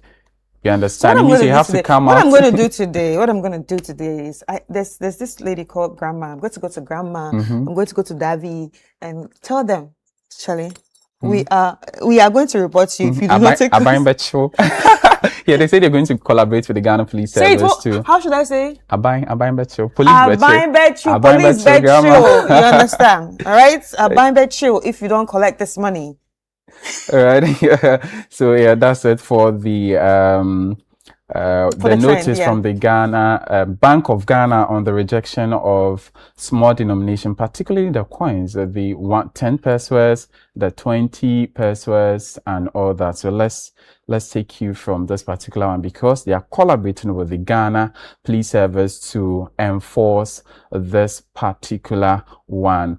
And that's all for trends. But Chris Carter, you know, lady in red, she's glittering, right? She had a beautiful conversation, very insightful with Bam Bam, Nigerian actress. And let's go and watch that insightful conversation when we come back. And also, excitingly, Nikki Samonas was there too. Yeah, she was there. there. So it was like two industries coming together, Nollywood and Gollywood. And these are people that are actually, pushing these industries in their different ways and have also, grown on us so much. Yeah. So they were here yesterday and the conversation was a great one. It's very, very interesting. So let's go and watch that. When we come back, the show continues.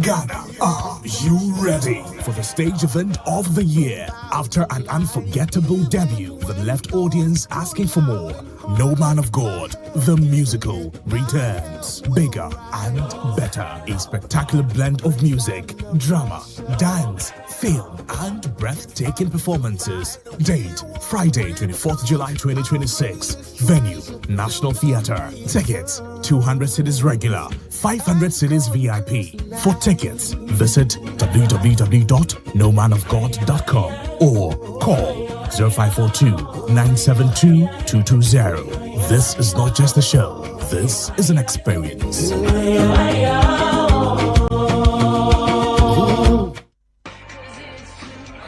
Achalugo, I'm going to marry you. You're going to be my wife. Ojogo, please. I already know how this thing is going to end. I'm only just trying to guide it, but I am telling you for a fact that you're going to be my wife. Let me get something straight, huh? So, this man, he's kind. He's a great listener. He's good looking. He's self-aware. He's of age. He's rich. Wealthy. My sister, God bless you. Wealthy. He's generous. A 15/10. And you don't want to see him again because...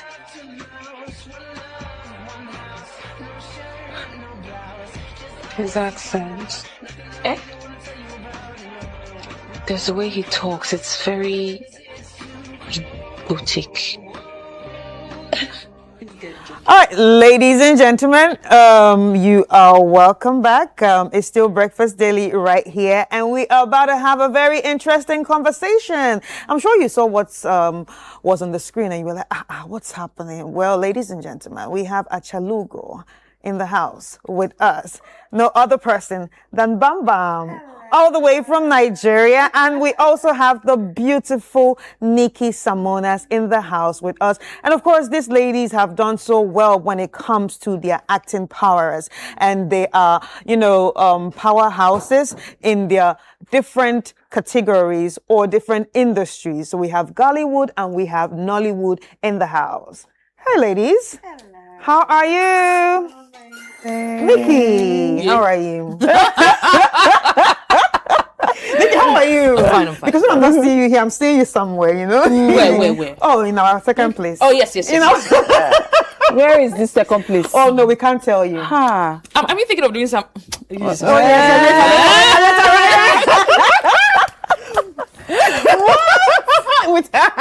Oh my God. All Now I right. feel ambushed. Anyway, Bam Bam Olaumi, you Yes, are welcome to ma'am. Ghana. Thank you. And you are welcome to Breakfast Daily. Thank you. All right. Of course, Nikki is part of us already, so we're going to be that's why I starting. feel ambushed. What was that? Oh, don't worry. Okay. Don't worry.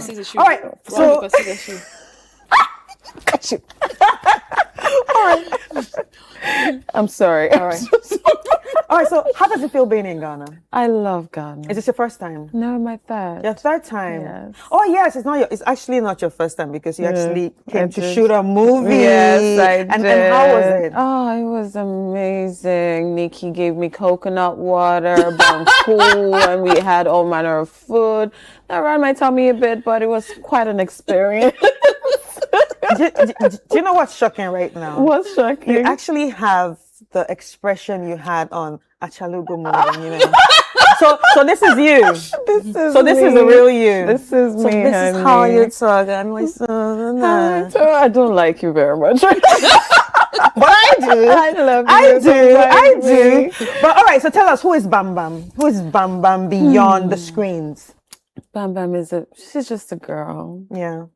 She loves love. Mm-hmm. She's a mother. She loves God. And of course, an entrepreneur as well. Yeah. Mm-hmm. All right. So, what values have actually shaped you to become the woman that you are today? Because looking at Bam Bam, you have actually reinvented yourself, and you are now in front of us. I'm a combination of experiences and systems that have been put in place to just kind of shape you.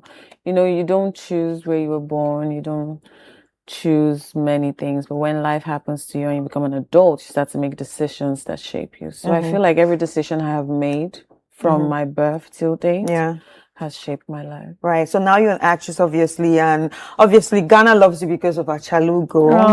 You know, Ghana loves you because of that. Everybody wants, you know, to be Achalugo. And some of us even changed our names to your name, Achalugo, your surname. Now, what actually drew you to acting? I just drew you to acting. Sorry. So, growing up, I was raised by a very disciplinary Can you see parents. yourself? Where am I? Oh my God. Right. I have come a long way indeed. Oh, look at me. Oh, that is kind. All right, so that is Bam Bam. Yes. While you're all right, that's you, and you actually look very young, and obviously you have changed in so many different ways.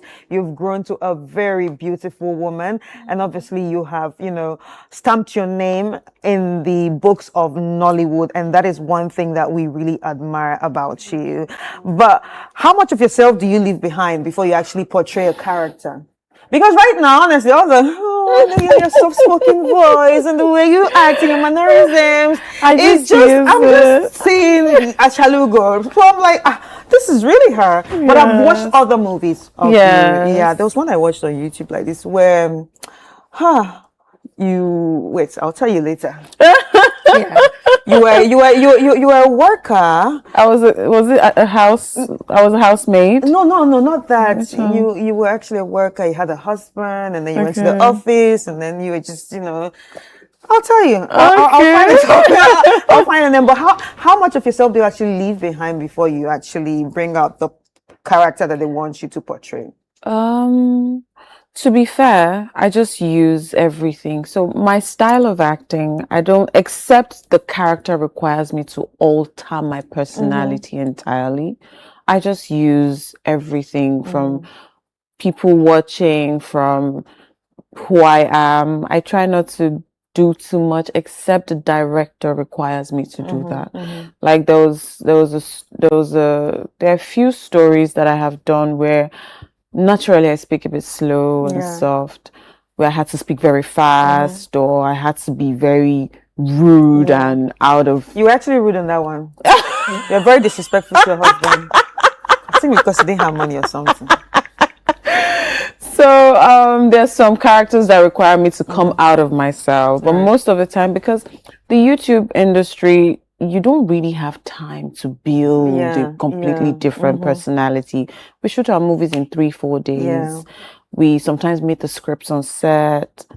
Yeah, and we shoot sometimes 15 to 20 scenes in a day. Yeah. And you really don't have time to just become another Right, person. So I right. just use what I have. But what was the movie that actually blew you up? Although we don't want to hear from your mouth. What was the one that actually blew you out? Love in Every Word 1 and 2. So did you expect for it to go that far? No, I didn't. And how has I it changed your honestly life? didn't. Oh my God. There is nowhere in the world where someone doesn't know Achalugo. Of course we know you. Okay. It's been a blessing. Shout out to Amani Oboli TV and her team, the writer, everybody who came together to put that piece. Thank God for the opportunity, because none of us thought it would be that film. You know, I was saying earlier when I went to the radio interview that there are certain things about myself that I don't joke. Like I would say defines and informs and influences my personality. I'm too insecure to fail. I don't care if my audience is 1 or 1,000. Yeah. I do not adulterate the quality of my performance, no matter what the platform is, no matter who is watching me. I always give my 1,000. Right. So the same way I would be on a Netflix project is how I would be on, even if it's just a one-man show. So I just think, like the Bible says, that seeth a man who is diligent in his ways, he will stand before kings. I think that was just what happened, and God chose that. Wow. I'm shocked. I'm shocked. I was just a little peasant observing. Auntie Nikki, your Royal Majesty. Jesus. Ajetianan himself, the Majid Michel himself. Oh my God. Okay. I was just a pen in the hand of the Creator, and He chose me worthy to stand before them. My Lord. All right. So how was the project? No man of God was an experience. So I come from a city where we're a fast-paced people. We are chop. And Director Kwache and his team just take their time. They take their sweet time. We shouldn't have seen in maybe 2, 3, 4 hours. And I'm there like, Kwache, when are we going to finish this film? Like, am I going back to Nigeria in 5 days, as you have said? Or am I planning to be here for like 2 weeks? Yeah. And he's like, Bam, we're hurrying. Like, I feel like I put him under a lot of pressure because over time, and then I got to understand that is just how the it industry works is here. Right. And I adjusted to it, and then I went back home. And then you had to switch again. And then I thought, I'm like, can you guys calm down? And Stop act like the rushing Ghanaians. me. Like, please stop rushing me. Right. So the contrast was, and I appreciate it. You guys need to see this film. We need to see the film, Abi. All right, Nikki, can you give us a tidbit about what this film is about? I know that the film is coming soon. There was a concert or a play the other time. A musical, the other time. And you sang. I did. Oh, Nikki, I saw you with your ball gown. You were singing it away. And honestly, I didn't know what to expect. I was like, oh my God, she can sing. Because when I saw because when I saw the clips from the movie, right? She was the one singing. You see the clips from the movie, she was the one singing. Yes, but you actually sang on stage. I did? Yes. Are you sure that's me? So tell us, how was that experience? And also, why did No Man of God actually start with a musical? We don't really see things like this. So, but why did you choose a musical, or why did you choose a musical to start with to push the movie? 3 questions in one. Yeah. Wowski. Okay. So the first one was, what's the movie about? It's about a man of God who found a child, his daughter, after a couple of years, and decided to dedicate his life to the child. But he had a very horrible past life, and that past life was chasing him, and it ended up affecting the child, right? Her mother, yeah, and the family in general, right? So it's a bit of a no banter. So imagine a man of God trying to get rid of his past. Is he still a man of God? That's the title. No man of God. No Man of God, right? Yeah. Second question is why the musical? Yeah. Okay, so this actually, let me give kudos to one of our EPs. The idea spanned from him. and he felt that there's never been a musical to market movies in Africa. Actually, it's always out there. So he took a cue from The Lion King. Yeah. And he said, let's try this and see if our people too like this kind of marketing strategy. So that's the musical. Yeah. Now, what's the question? How did you prepare for the whole thing? Yeah, because you were singing your heart out. I was? Yes. That's on you. It's you for us, and we loved it. So it's going to be happening on Friday again. Yes. So where? National Theatre, 4 and 7. I want to be sure if they've changed the time. That's why. It is still okay. Oh, okay. 8 p.m. See, they've changed it 7 to 8. Yeah. So, 4 and 8. This time we are not waiting for you to get that 8 and we start at 9. No? Yeah. So this is why I wanted to do it 4 and 7. Yes. You know what I mean? So you get there on time and they can be there. Yeah. Enjoy the whole thing. Yes. So National Theatre this Friday. Right. We are giving these out. Yeah. So we're giving these out Free to tickets. our viewers right now. All right. So if you want it, just let us know, and then we will choose from the bunch who deserves it. Right. Yes, please. I will be live. I will be singing for the first time in Ghana on stage. It will be such an honor. We know you sing too, right? Because you're a sing, church girl. I'm a Jesus baby. Yeah, through and I know you're a church girl, so I know you Mhm. sing. I You two, you sing. sing. Yes, So we can both sing. can you? Debbie. Men fast has some name. Oh, Men fama. That's it. Freestyle. Men fama. Okay. Whatever she said.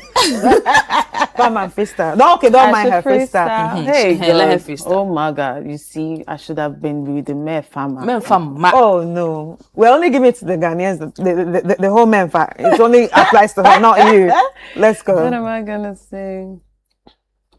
Okay, you can give a glimpse of what a little bit of what you're actually going No, to you know, sing I've on not, that day. I've not done rehearsals with the team, Okay. so I can't do a glimpse. It's today. Yoku. Okay.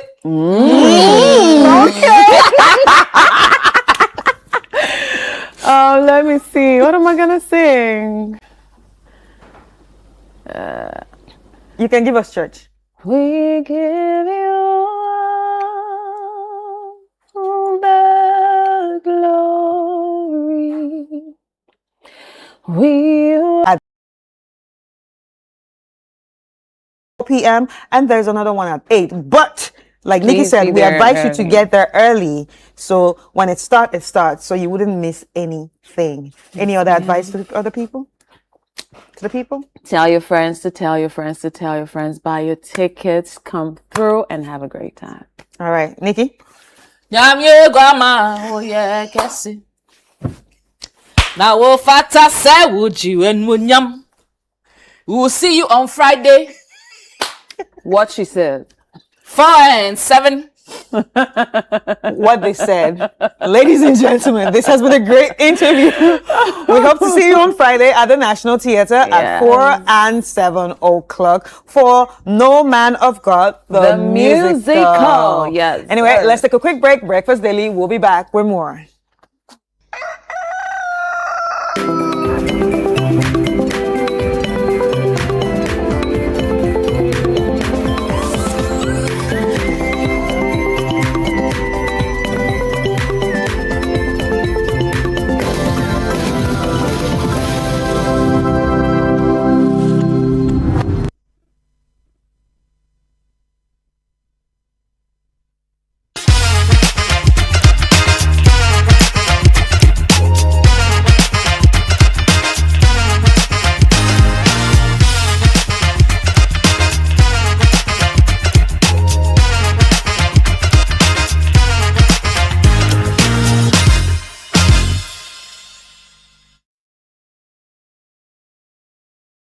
Hello everyone, you are welcome to Doctor in the House right here on Channel 1 TV. As you all know, this is the show I like to call the consultation before the main consultation, and that is because we get to learn so much about our health, how to manage some of the conditions that we are already going through, and also we also know when to get to the hospital. And adding to that, I also like to call it a mini medical school because you get to pick up your pens and your paper, learn new words, learn some symptoms, and also that will push you to get to the hospital at the right time. Now, ladies and gentlemen, my name is Chris Carter and you are welcome. If you're wondering who is the doctor in the house, as you already know, because you've been following us for a while, we have been running a series on preventive healthcare, and we are actually having this with Dr. Ebo Daniels, who's the director of Solis Hospital, located at the Trade Fair area, La Accra. And Ebo Daniels is a leading voice in preventive healthcare in Ghana, and also focused on shifting the mindset from treating illness to preventing it. He also champions the Switch Health movement, switching from healthcare to preventive health, driving a national shift towards early detection, and long-term wellness. So we are going to be continuing the episode we started last week, and like I said, it's a part 2 of it. So it's all about the pill paradox. The pill paradox, because a lot of us abuse pills. Are the pills doing any goods to our body? Why is the pill not working on your body? Why is it even causing you to get sick? Why are you probably getting sick and not knowing that it's connected to the pills? And that's what we've been discussing since last week. And that is what we're going to be continuing to discuss today. So get your pens and paper and also get your phones, because you can actually text and ask questions and the doctor will get to answer. Hi, Doc. Hi, Chris. Ça va? Bien, merci. Okay, I made you speak French. I took you back to high school or primary school. That's All right, so Doc, we started the conversation last week about pills, and we stopped in antibiotics. Yeah, so now let's continue with the antibiotics. All right. So what do we need to know on how to use antibiotics correctly, and also how are we not using it correctly that affects our bodies? Okay. So thank you very much, Chris, and then thank you for having me.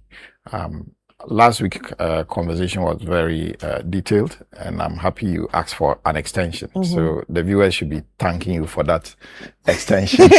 Yeah, we got to the antibiotics, and as you know, antibiotics are one of the major inventions when it comes to medicine. Yeah. Without antibiotics, I'm sure we would have lost a lot of lives. Yeah. We're able to do major surgical interventions. We're able to do organ transplants. We're able to do chemotherapy and all those highfalutin medical feats because of antibiotics.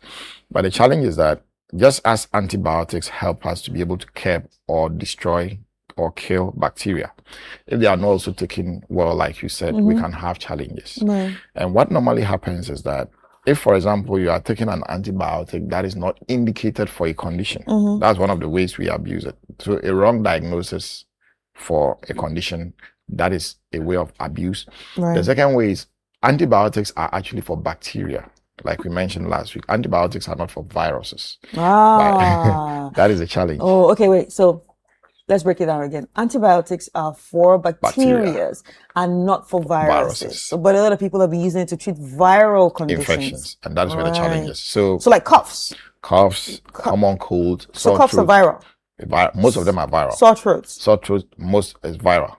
I'm repeating this because a lot of people do this. Yeah. When you have cough, especially the very thick one that comes from the wherever it's coming from, the one that causes the mucus. Oh, let me just take antibiotics. So we shouldn't do that. Nah, you're actually abusing it. And then you are going to cause what we call resistance. So cough, common cold, sore throat, most upper respiratory infections are not bacteria. Most of them are viral. So most upper respiratory problems, from the side up, are viral. And then when you have viral infections, we say those infections are normally self-limiting. We say self-limiting because it means that the body can itself fight the infection and be able to, prevent it. So if you, let me say, the soldiers in the body. Very good. Yeah. So now they all become guarded. Very good. They now know how to be able to. See, I'm talking like those. I'm imagining those AI cartoons. You know, when you're talking about the body. Oh, that you see the antibiotics guarding. You see the viruses guarding themselves. Very good. Yeah, because they have a protective gear now. Very good. They now have the sense or the genes that protects them against that. Antibiotic. So what it means is that later in life, if you want to treat the same infection and you use the same antibiotics, because they now have a way of preventing themselves from Same antibiotic, it will now work. Same antibiotic, it will now work. It won't work because of the resistance. So that's why we have to be careful. And one other way we also... But wait, Doc. At what point do you realize, how many times do you have to take it to realize that, okay, I have caused the resistance in my body? So for gonorrhea, for instance, once you have sexual activity with somebody, within 3 to 4 days, for the males, normally you start discharging. Good. If you get for females, normally you will not have any symptoms. No symptoms. Because of the short that's why they urethra. Most 50% of females don't have symptoms. And when you take the medicine, if you take it today, by tomorrow, you should start seeing the discharge stopping. Oh, that's if the antibiotic you are taking is working. Mm. So if after you take the injection today, within 24 hours, the discharge is still there. 48 hours, it means that there's resistance. Hey! Doc, so can you give us some examples of some viral infections? So we have it in our minds. So like I mentioned, when you take it from the top, most of the upper respiratory, like I mentioned, the sore throats are viral, the common colds are viral, even some coughs are even viral. Most are the ones, and even some diarrheal infections are also viral, especially those in children. Dysentery? Dysentery is bacterial. Okay. Amoebic dysentery. So it's a bacterial infection. Okay. So there are some that are viral, either in the respiratory system commonly or in the abdominal system. But the viral ones are the major ones are the HIV and then other ones. But that's also why it's important to go to the hospital, right?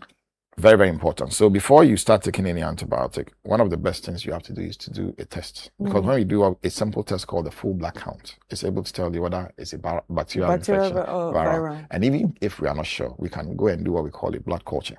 And and then the culture will let you know whether it's even if it's bacteria, what.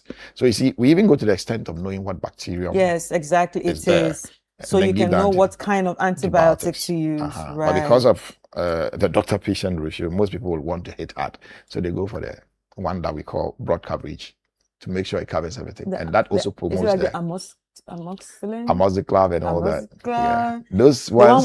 The one we use during COVID. Azithromycin. Azithromycin.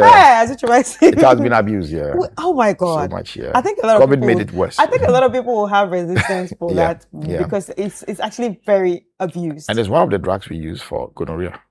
Oh. Yeah, it's the tablet you add to an injection, and like you said. Anyway, guys, please, this is not part of it, but have protective steps too. So you wouldn't have to misuse. Today you go and then you use the medicine. Tomorrow again you use. When the serious one will now come, they said they can't find medicine for you on your own. No. Yeah. Anyway, wow, Doc, this is actually a very serious conversation. But when the resistance happens, what next? What next does the doctor or the medical practitioner have to do? So if you give an antibiotic and you suspect resistance, that is when you now have to go for specificity. So let's say I gave you amoxiclav, it's not working because I thought the infection. That's where we do the culture to now see if really it was the bacterium I was targeting that was there. So the culture helps us to know whether I was really treating the right thing or not. That's if I'm not using a broad spectrum antibiotic. Then I now have to upgrade with a more stronger antibiotic. So when you say more stronger, does it have side effects? Every drug, even paracetamol, has side effects. So we have the intended and unintended effects. Antibiotics, most of the side effects are mostly gastrointestinal. Most people have nausea. Some people have vomiting, loss of appetite. What about body pains? Body pains for antibiotic is not very, very it's not very common. It's not very, very common. I used to have that. It's not very, very common. Yeah. So sometimes I used to have that when I was younger. If they give me antibiotics, my whole body hurts. Good. So some people have what we call idiosyncratic reactions. Idiosyncrasy means that it's peculiar to a certain group of people. But when you take the general population, you don't normally get that kind of effects. With them. So drowsiness.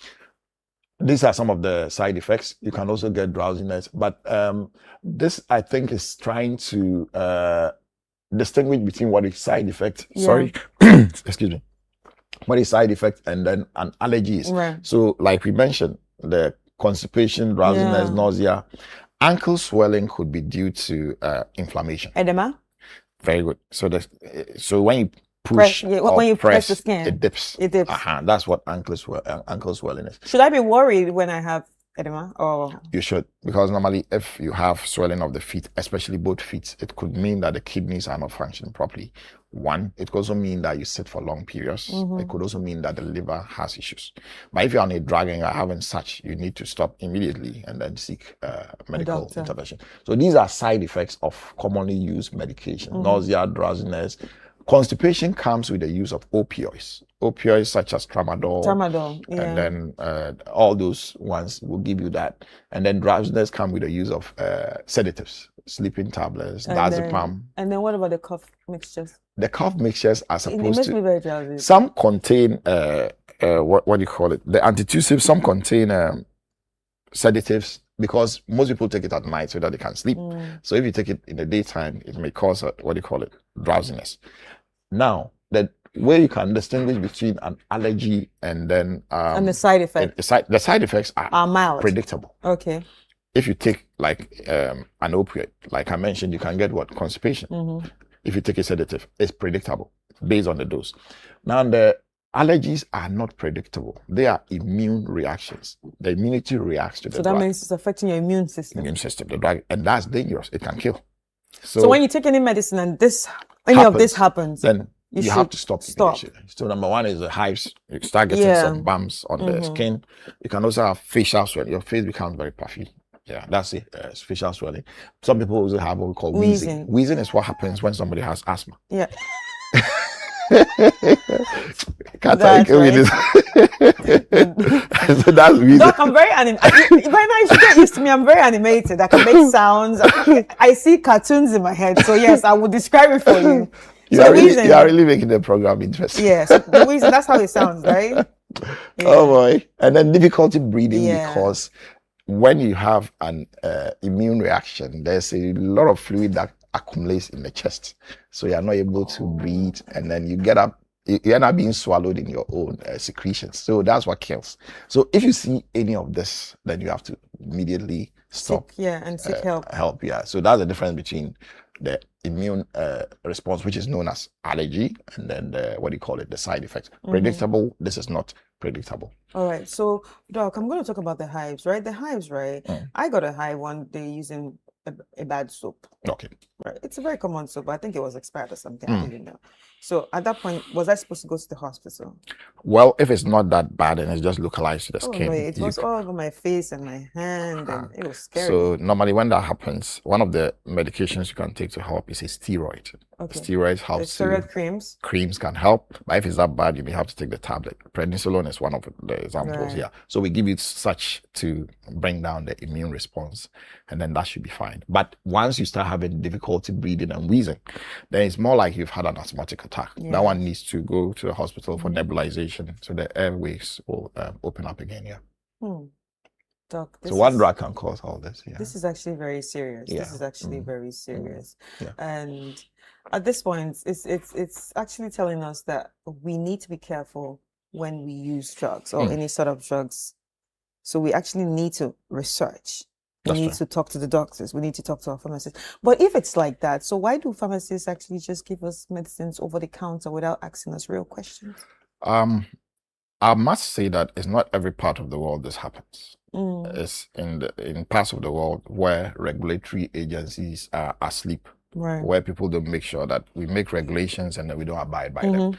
I gave an example where the last episode I said people in the UK, US rather Ask send people in Ghana to buy some medications. than they can. Or when they are traveling, they load all kinds of antibiotics and then medications to the US and UK because they know that over there, without a prescription, you can't get an antibiotic. You can't even get your BP or sugar medications. So it's not a case of the normalcy. It's not normal for you to go to the pharmacy and buy antibiotics. But in this part of the world, and especially in Ghana, most pharmacies are run as if it's just the bottom line. They are looking at how much money I can make and not how effective or how protocoled my system is. And when we have Doc, such, it's really sad because I saw a pharmacist selling bleaching cream. they sell everything. And that is bad. So, and when we keep that practice, that is where we end up having what do you call it, the resistance and all that. Because somebody comes and they can load like 5 medications for you for just one condition. And you need to know what you are treating. A pharmacy is not a diagnostic center. So you don't go to a pharmacy with an infection and expect to be treated properly. You need to do the tests, and then if the test says it's malaria, typhoid, and because of that, a lot of people have died. People have gone to the pharmacies thinking it's malaria. They give them anti-malaria. For all you know, maybe it's an appendicitis, and then sometimes in this part of the world, every stomach pain is ulcer. Yes. So they go to the pharmacy and it's stomach pain. Take they call something G. Yeah, what's that? Doc, what's that? It's this thing. It's more like an antacid. It's like an antacid, right? Yeah, an antacid, chewable. They give it to you, but probably maybe suffering from what do you call it? Appendicitis. And if you wait for some time, an appendix is an emergency. Once it perforates, a lot of people have died because of that. So we have to be careful. You may not want to come to the hospital because of consultation, but just know that your life cannot be replaced by any lesson. Yeah. So let's talk about how to store our medications, right? We do have a lot of medications at home. First of all, when I've gone to the hospital and I have some medications that have been prescribed to me, and there's some remaining. What do I do with the remaining one? Okay. Because I'm here, I have a medicine box at home. Okay. But from all this that you're telling me, I'm beginning to ask, hey, should I throw my medicine box? What should I do? Most medication should not remain if you actually follow through with the duration. No, but Panadol. For the painkillers, I understand. Maybe you had pain, they gave you a painkiller, you finished taking it, or you've not even finished, and the pain is you can. Those ones you can. But antibiotics. So let's say that one is more like a first aid kit. Yeah. Let's put it that way. The storage, medicines are chemical compositions. Right. And because of that, they need specific temperatures for storage, specific humidity. So temperature, light, humidity, air, all these things affect medications. So what happens is, if a medicine is supposed to be kept at a certain temperature, that is why some even need to be refrigerated when you open and constitute them. If you don't do that, then what happens is that the chemical composition may break down and you lose the potency of the medication. So when you take it, you will not get the intended effect. I have no medicine in the fridge stock. Good. So keep it well. Yeah. And then just pray that we don't have lights off. Maybe you have a standby, so you should have. I throw it in the freezer when the lights I throw it in the deep freezer. Move. So that's why the lights off don't help us, because it doesn't help us not just preserve food, but it also doesn't help us to preserve medications as well. So once you don't store it under the right conditions, the potency goes down. And sometimes it can now not decompose per se, break down into components that are harmful for the body, as if it's expired because it was not stored properly. And when you take it, you can get most of these side effects or even allergies in that instance. And that is why proper storage is important. Never keep it inside a hot car. Yeah. Yes. Or direct sunlight. Because the temperatures in the car is very high, especially on the dashboard. And then the light to sunlight, radiation, moisture. That's why they keep them in well-packaged bottles. And then you shouldn't keep it where children can reach. Yeah, that's very important. So most of them are safely packed so that all these things don't. So the correct storage is original labeled container. So we shouldn't remove it and put it in another container. No. So the packaging is all part of the prescription. I might have to put some people into trouble, but I'm not calling names. So what about those hospitals or pharmacies that when you go to, they report it? It's very. I'm not saying it's in Ghana, but I think it's very common in Nigeria. They put the ration it. How many pills you want, and they put it inside rubber. Like, is it good? Now, when you go to the US, they have these containers that they use for that. They even have pill boxes. Yes. That is how it's supposed to be done. But when you put in those plastic ones that they ziplock, you see, the plastic ones don't have the same thickness as what the medicine came in. So such repackaging can affect the medication. Yeah, and some hospitals also give you your folic acid inside. Especially for antenatal, they put it in that thing. It's better we get the bottles. The bottles are the safest because the bottle has a better. So if the hospital does not have the bottle, what do I have to buy the bottle? If you can, that will be more safer because that transfer. This one. Yeah, I do. This thing, this white unlabeled thing, and the right from take it in the morning. This. But the good news is most of the drugs they put in such containers or in such plastic, they are able to, they are heat resistant. Paracetamol, for example. Look, are you serious? Yes, most of them are heat resistant. Okay. So you don't, but this is when you have to be able to detect whether it is All fake. right, so if you cannot verify it, do not swallow it, Yes. right? So when it's expired, No, oh, you don't take it. I'm thinking, some medicines have been there for too long. You have to check the expiry. Yeah. Yeah. If So not, when it it's won't work. unlabeled, obviously don't swallow it. That's the fakeness. So how would you know the counterfeit? The counterfeit, these are all things that help us to know the Okay. one is the labeling, if you don't know the labeling Mm-hmm. properly. And then number two, if you can't find, there's something we call a batch number on Yeah, the every batch drug. number, yeah. If you don't see the batch number, and then if you can't also tell what company produced it. Produced it. And most of the time, there are grammatical mistakes with most of the fake Hey, are ones. you They will, serious? amoxicillin, they will write, and then the They L remove might one be- L or something, Ah, or one I somewhere. Very good. Yeah, just like your branded shirts, how they... The Gucci can be goofy. so that is the thing. So Yeah. the safety check is the name, Yep. the strength, the seal, and the expiring Expiry, date. very important. All right. Yeah. That's Just the appearance alone does not prove its quality. Yeah. right. Very important. Right. Yeah. Okay. I think this has been a very interesting one. I love that we had to continue this because obviously there are a lot of people out there who are guilty of just popping pills just because they feel like, okay, this works. Or they probably heard their mothers and their grandmothers say, okay, you need to pop these pills for you to, be strong, for this virus to leave, or for, whatever is wrong with you to be sorted out. This has been a very good one. But Doc, what advice would you actually give people? So there are some rights for medication. So we call something the rights of medication. Rights. The right, Right. legal rights. Or No, something. wait, Doc, before you go there, in Ghana, do we have a lot of issues of antibiotic resistance? We do, because of the OTCs that we are having. People go to the pharmacies without prescriptions, and then most pharmacies over the counter. Antibiotics are not supposed to be sold over the counter. You should have a diagnosis which is microbiologically confirmed before you can give it to a patient. But in this country, So most pharmacies, now we are seeing there are a antibiotic lot of resistance. resistance, So if we're seeing antibiotic resistance and we get to the stage that people, the stronger doses also people become resistant to it, what do we now then do? we are having Then we are an doomed. existential crisis. Yes. Hey. Yeah. That would be an existential crisis. Okay. Doc, so what advice would you give everybody? So, like I was saying, the R's or the rights of a drug. The first person is the patient. The right patient should be the first thing. The medicine for you is not medicine for me. So the right patient. And that's where when somebody says, "Oh, this medicine was good for It me," works for me. so you should no. Your physiology, your biology, your chemistry, your not the genetic makeup. We talked about what do you call it? Allergy. Yeah. Immune reactions. Yeah. Some medications given to an asthmatic can just kill them. So you don't. So that's the first R. The next thing is the dose. How much am I supposed to take?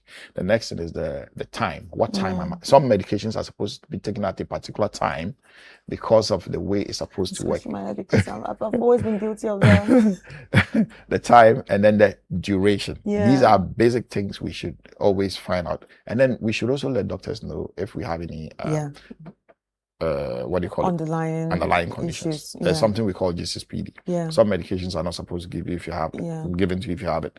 If you don't let your doctor know and they give you can bleed to death. Oh, you can die. You can die. If you're asthmatic, you have to let the doctor know. If you have ulcer, you have to let. So these are some of the things we should make sure we do before. All right. So Doc, our this thing of the day, our tip That one of the is day. your own. All right. So what's our tip of the day? I think, I saw it earlier.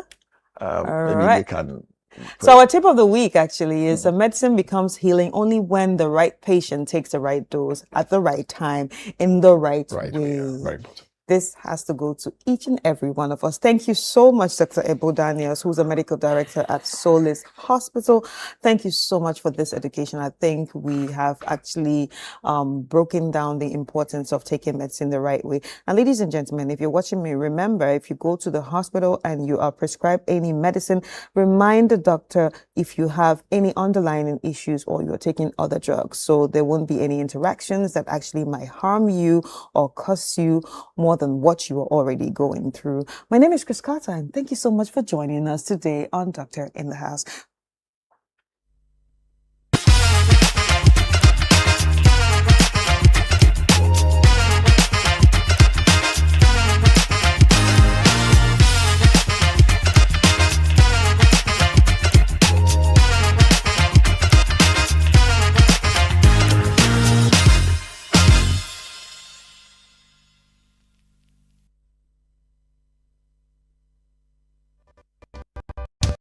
my line of work, a confident smile is everything. Kel Charcoal toothpaste keeps me on top of my game and ensures my smile is always radiant and bright.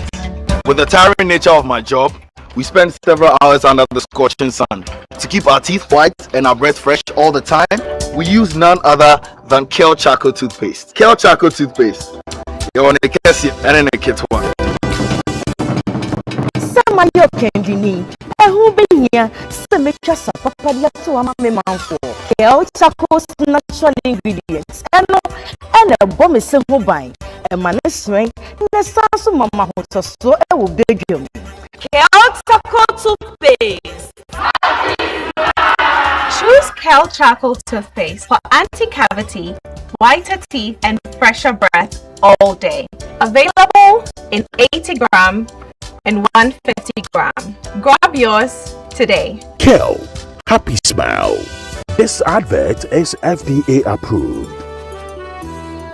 In today's fast-paced African business landscape, human resources is no longer just a support function. It's the strategic heartbeat of your organization. Are you prepared to lead that change and redefine your professional impact? Welcome to the HR Connect Conference 2026. This year, we are diving deep into our professional theme, from certification to competence. Why elevating HR is critical for business growth and competitive advantage in Africa. We are profoundly honored to host our guest of honor, His Majesty the Gamanche, King Takite Churu II, alongside our distinguished guest speaker, Honorable Haruna Pelpo. Over 2 transformative days at the prestigious Labadi Beach Hotel, you will go far beyond traditional theory. We have curated an immersive experience designed to challenge your thinking and sharpen your edge. You will have the opportunity to participate in our expert-led masterclass sessions, including personal branding and mastery, the CDAT compensation and benefits masterclass, our critical labor law masterclass, and the forward-looking SHRP future of work masterclass. Beyond the masterclasses,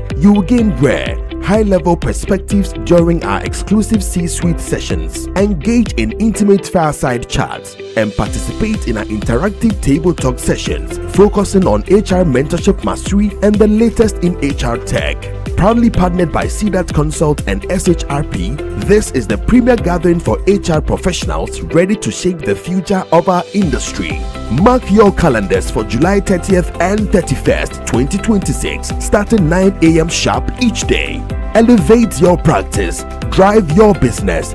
Join us at the HR Connect Conference 2026. We look forward to connecting with you there. Every day, we make choices. Some big, some small. What would you be doing today? I want this or... Every day, we make choices. And sometimes, choices that shape our hearts. Hi. Whether it's a long-term or short-term decision. The Lydia Ranger gives you the power to truly decide.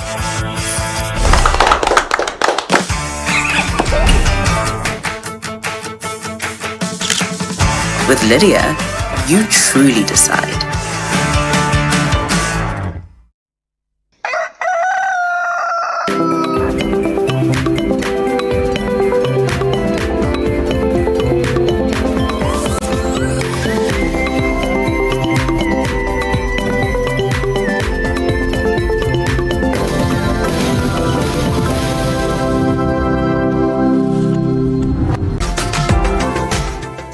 Hello and welcome to Entertainment Highlights on Breakfast Daily, presented by Ni Komite Kome and proudly powered by GhanaWeekend.com. Visit GhanaWeekend.com today. Now to our first highlight. Ghanaian broadcaster and 3 Music TV General Manager Jay Foley has revealed that he is back to music production after a long break. Speaking on Joy FM Showbiz A to Z, he said he resumed producing music in late 2025 and is now working on a special EP featuring some of Ghana's top artists. According to Jay, the project is his way of celebrating his journey and contribution to Ghana's music industry. He added that returning to the studio reignited his passion for production and confirmed the EP will be released soon. Jay also clarified that while he won't be singing on the project, fans can expect productions entirely crafted by him. Myself back into production. Yeah. So maybe I shouldn't spill the secrets here too much, but I've got something I'm working on. Wow. Works like my own productions, as in like music I have produced. I don't mean like sat behind to watch an engineer work. Like I have produced. You have produced? Yeah, I've got quite a number of popular artists that I'm about to roll out. A special EP just to say thank you for myself. Yeah. Now to our next highlight. TikTok star Habib Hamzat, popularly known as Pella, has revealed plans to marry his partner Jarvis, saying he wants to break a pattern of unmarried relationships in his family. Speaking on the Honest Brunch podcast, the 21-year-old content creator said his parents had children without marriage, but he wants a different path for himself. Now, Pella revealed that he has already informed his parents about his decision to marry Jarvis. Although they initially thought he was joking, he said he loves her deeply and is committed to building a future with her. The TikToker also disclosed the energetic personality fans see online is mostly a character, adding that he is more reserved and business-focused in private. Pella proposed to Jarvis during a trip to Accra, Ghana in June, and the moment went viral. The couple has since announced their wedding is scheduled on August 1, 2026, with preparations already underway. Now to our next highlight. Canadian rapper Drake has lost a $1.5 million bet after backing Argentina to win the 2026 FIFA World Cup finale. The Grammy winner placed the wager on betting platform Stake, hoping Argentina's victory would earn him more than $5.1 million. However, Spain defeated Argentina 1-0 after scoring in extra time to claim their second World Cup title, ending Drake's hopes of a big payout. Now, the loss has reignited conversations about the famous Drake curse, a viral theory suggesting that teams and athletes supported by the rapper often end up losing. This is not Drake's first betting setback. Earlier this year, he also lost a wager on UFC star Conor McGregor, who was defeated by Max Holloway. Known for placing huge bets on major sporting events, Drake's wins and losses continue to attract global attention online. And that will be all for entertainment highlights on Breakfast Daily. To get more stories like these, log on to GhanaWeekend.com and follow our social media handles. This was proudly powered by GhanaWeekend.com and presented by Ni Komete Kome. All right, welcome back, ladies and gentlemen, and that's the entertainment highlight of the day. Betting $1 million. That's serious. On Argentina. I didn't think Argentina was going to win, so I don't know. Everybody saw that. Took such a huge you were hating hard. You were hating hard. Like no, even before the World Cup final. Ladies and gentlemen, Adam.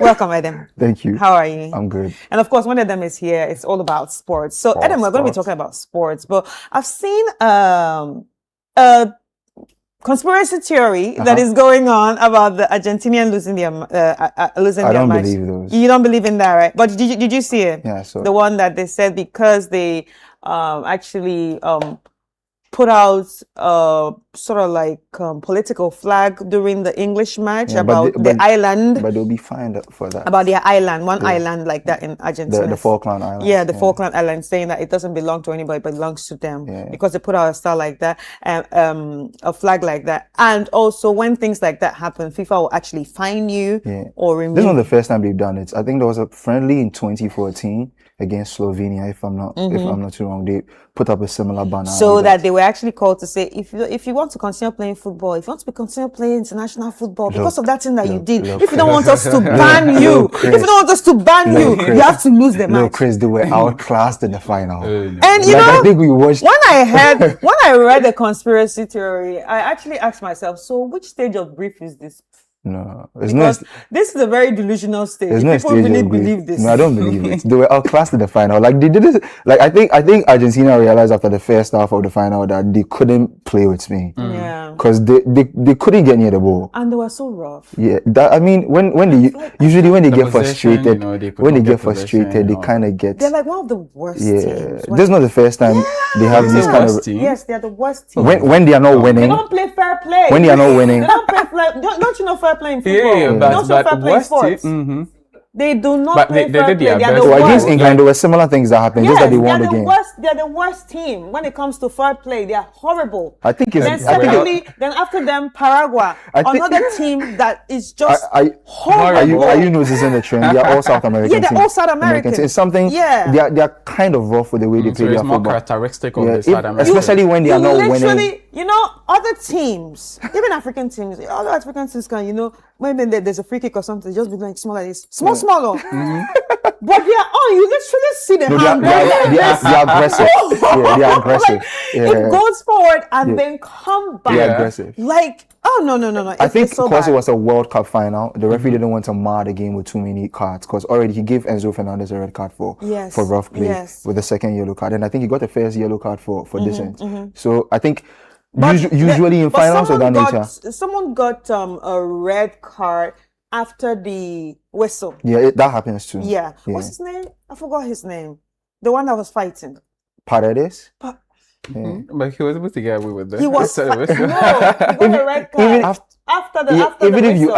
ask me, Paredes should have been sent off during the game. During the game. Yeah. I think he He was got a very. red card Yeah, he was very after wrong. the whistle. Yeah, but- After the whistle, he got a red card. Yeah, but I don't believe Reckon. that conspiracy theory. They I were reckon. outclassed in the final. Yeah. Truth be told, Spain should have probably scored within 90 minutes. But don't, like- but the Argentine keeper was quite good. Oh no, he was good. Yeah, so- Let's give it to him. Yeah, He so- was so good.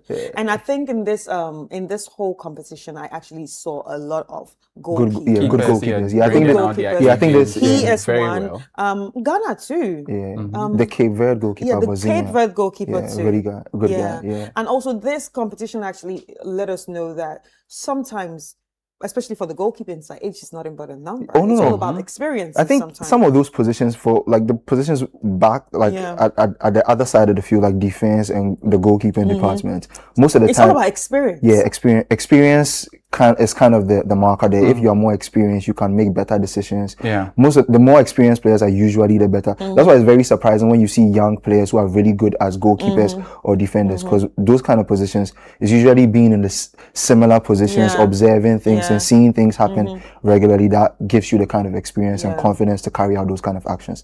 So I think it was a World Cup that highlighted the superstars, but also the goalkeepers came to fore in this World And Cup. it But brought a lot of young people to yeah, the but limelight. the exciting things happening on the continent. Yeah, tell us. First of all, the WAFCON kicks off It's on coming Saturday. soon, yeah. Yeah, and CAF has done something really exciting. Very, very exciting. For the ladies. For the women. Yep. For the Yep. women. I know you're women's sports. excited. Yeah, I know women's you're sports. I know you're Women's excited. sports. Yeah. So the prize money for the winners from the last edition was $1 million. CAF has doubled it for this edition and has also expanded it to a 16-team tournament. So there are more Wow. teams that are going to play in this particular tournament. From the inception of the tournament, it was 12 teams. Right. No, it was 8 teams. Then it went to 12, and now we have 16. So I think it just means that the women's game on the continent It's is also growing. is growing. Yeah. And No, but you yeah. see, I think the women actually bring a lot of entertainment, but it's not just revered as like the men's football. It's the same thing that happened in the NBA. I mean, the women were really playing. I mean, the WNBA versus the NBA. You understand? It's like the women are actually putting that much work too, but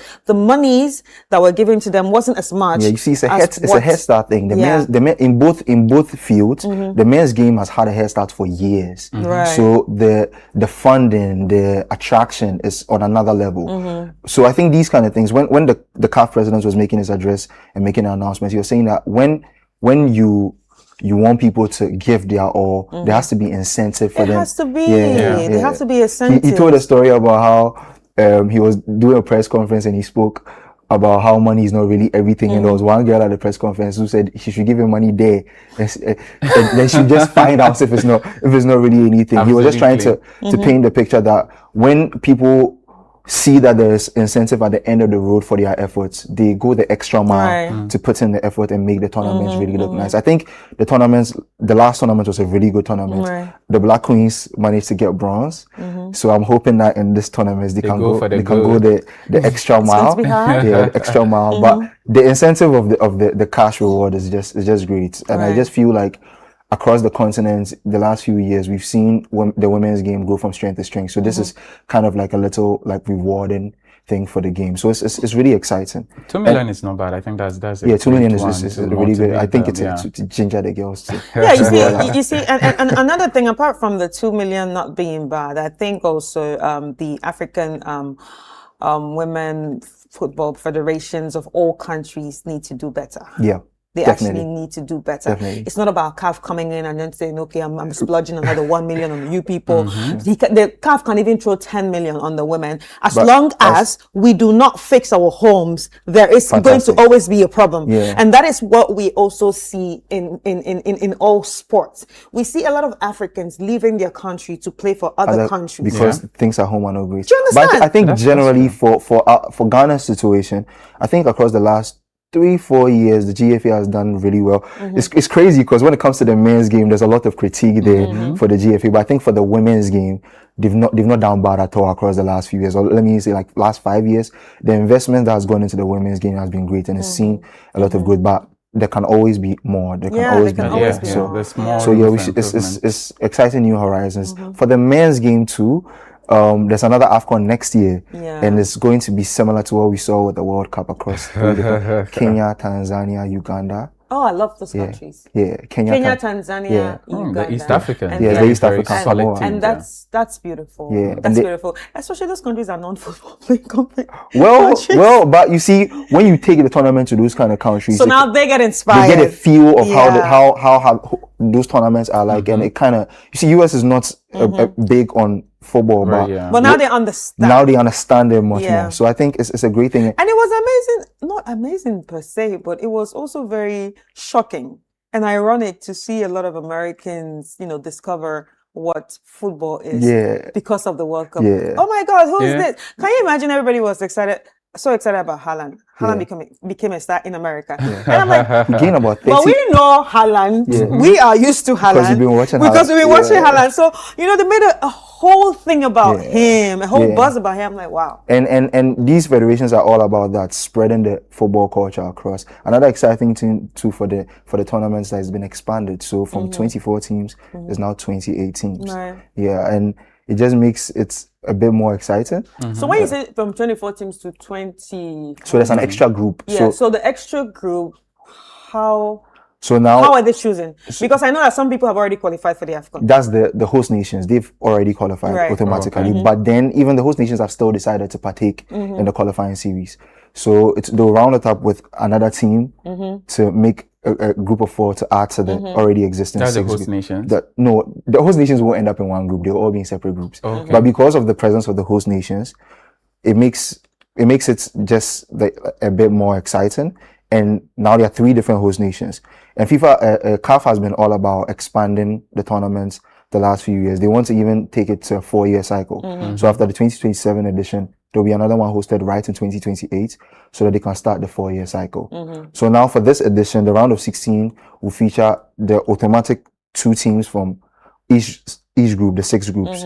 Then 2 best third place teams. The 2 best third place teams to go to the round of 16. Right. Yeah, so it just means the tournament, and when these things happen, it means more countries can come and participate. When you participate, there's seed money for all the countries who participate. Every country who participates in the tournament walks away with money, and it's exciting for the game on the continent. And I always use Morocco as an example because a lot of the things we see that happen in their game is investments from participating in tournaments.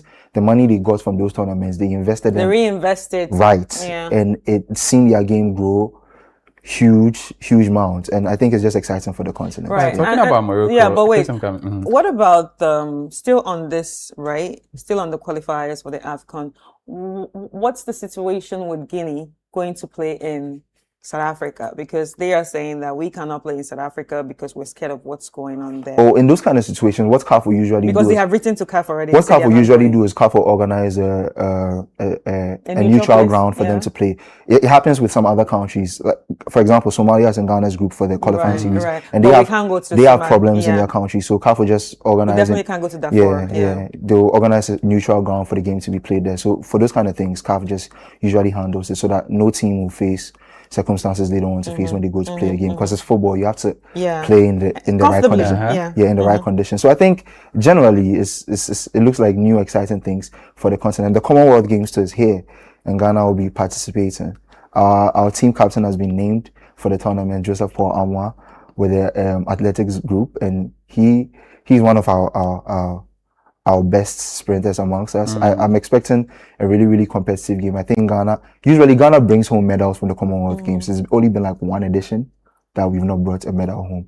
So yeah, our games kick off on Friday. We will kick off with powerlifting and boxing, but Ghanaians are usually excited for the athletics, and that will kick off on Monday. So I think we have an exciting games coming up. We have 20 men in the gym that should be doing the powerlifting.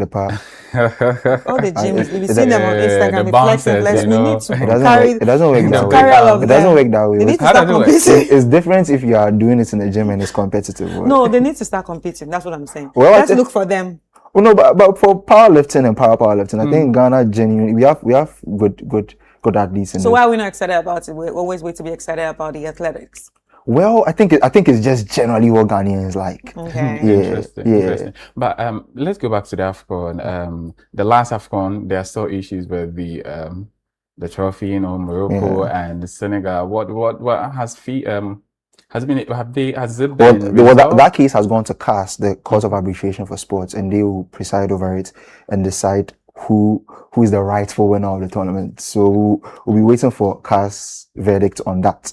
But truthfully, if you ask me, I think all this wasn't needed, especially after you have given after you were given the penalty. The walkout is something I don't condone in football. Trust me, it's not something that should be happening in football. Senegal should be punished for that. But then they came back and the game was played, and Morocco agreed to play the game. And this is not the first time that it's happening. Yeah. So even Morocco themselves have been in such situations. Yeah, I just feel like the Moroccans were pained, but all the same, let the legal things continue, and let the rightful winner be adjudged. We all know the rightful winners. Of course, they come back to the court will determine that. Yeah, so like at this point we should just leave it to CAS. Yeah, so I just feel like that will be resolved. But for me personally, Senegal will always be my AFCON champions for that edition. All the area. All right, now let us look at Patrice Motsepe, right? Do you think he can actually be the FIFA president from Africa? Well, because that's what you say. Like, pointing fingers at him. Well, it's possible. I think he's done. Is he doing a good job? Some people have different opinions of his tenure, but I think generally the game has seen growth under his tenure. I wouldn't even argue that. I think we've seen some of the really, really good AFCONs in recent years, and I think the AFCON in Cote d'Ivoire. For me, most of the AFCONs I've watched, I think my bias would be 2008 because it was hosted in Ghana. Yeah, but aside of that, for me, the Cote d'Ivoire on was the Cote d'Ivoire AFCON was probably one of the best AFCONs I've watched, and that was under his. Is it because we're just now grown? I don't think so. It's not about neighbors, but being I don't think so. I've watched a lot of AFCONs. I've always been somebody who loves football and loves those kind of tournaments, and I don't think I've seen a tournament like the one that we saw in Cote d'Ivoire. Right. Personally, for me, it's probably the organization from the onset. Yeah, the organization, the football, the drama. Like Cote d'Ivoire sacked their coach in the middle of the tournament and won the tournament. It's like it was an epic tournament for me. So, and that was under his tenure. So I'm a little bit inclined to say that that's one of the best, and he's done a good job. Yeah, he's done a good job. We've seen him, and for the fact that they actually have, try to the fact that he actually traveled to Senegal to have a conversation with them. And also one thing he's done that I really like is the bringing back of the school sports. So he organized the school sports competition, like kind of like an AFCON for schools across the continent. That's a really good thing, because I think a lot of African countries have talents that isn't mobilized well from a youthful stage, and it's a really, really good thing. Look at what he's doing with the women's game too. With the women's game, yeah. So I think generally some people have critique he of. probably understands Yeah. what it's giving Africa. Yeah. So and it's also it impacts Africans in different yeah, ways. and It's not just off the streets. Yeah, and Africans love sports. So if you are investing in sports and we can get superstars from there, it makes a whole lot of difference for the continent. And generally it spreads growth across the continent. So I think he's telling us some people have different. Even I have some reservations about some of the things, but generally I have some reservations. You will always be hazing how. But still, let's hope he's able to get. Yeah, that I think if we get an African at that level to help the African game, that fair representation as well. to help the African game a lot. So I wouldn't be mad if I see him in that position genuinely, because I think under his tenure, the African game has seen a lot of investment in growth. And looking at the World Cup, I think Africa had more representatives than any other continent. He made that comment in address yesterday. Yeah, it's true, actually. And this was the first time we had went with 16 or so? Yeah. We went with 10 countries. No, 10 countries? And 9 countries made it from the group stage to the next stage. And that has never happened before. Yeah. And that's under his tenure. So as much as some people might have critique of some of the things he's done, there are still some good ones. Yeah, there's a lot of good to talk about. So in those kind of situations, I usually don't like to dwell on the negative too much. When but it should, let's solve the capital. It should be there so that I correct us. Getting things done well. Anyway, it's been a great conversation. Thank you so much, Edem. You're welcome. Thank you so much. We really love it when you come here and then we delve into sports. So thank you. Welcome. Ladies and gentlemen, so we've come to the end of the show. I want to say a very big thank you to each and every one of you for joining us this morning on Breakfast Daily. My name is Chris Carter. And I am Wahab Abdulrazak. Thank you very much for watching and enjoy the rest of our programs.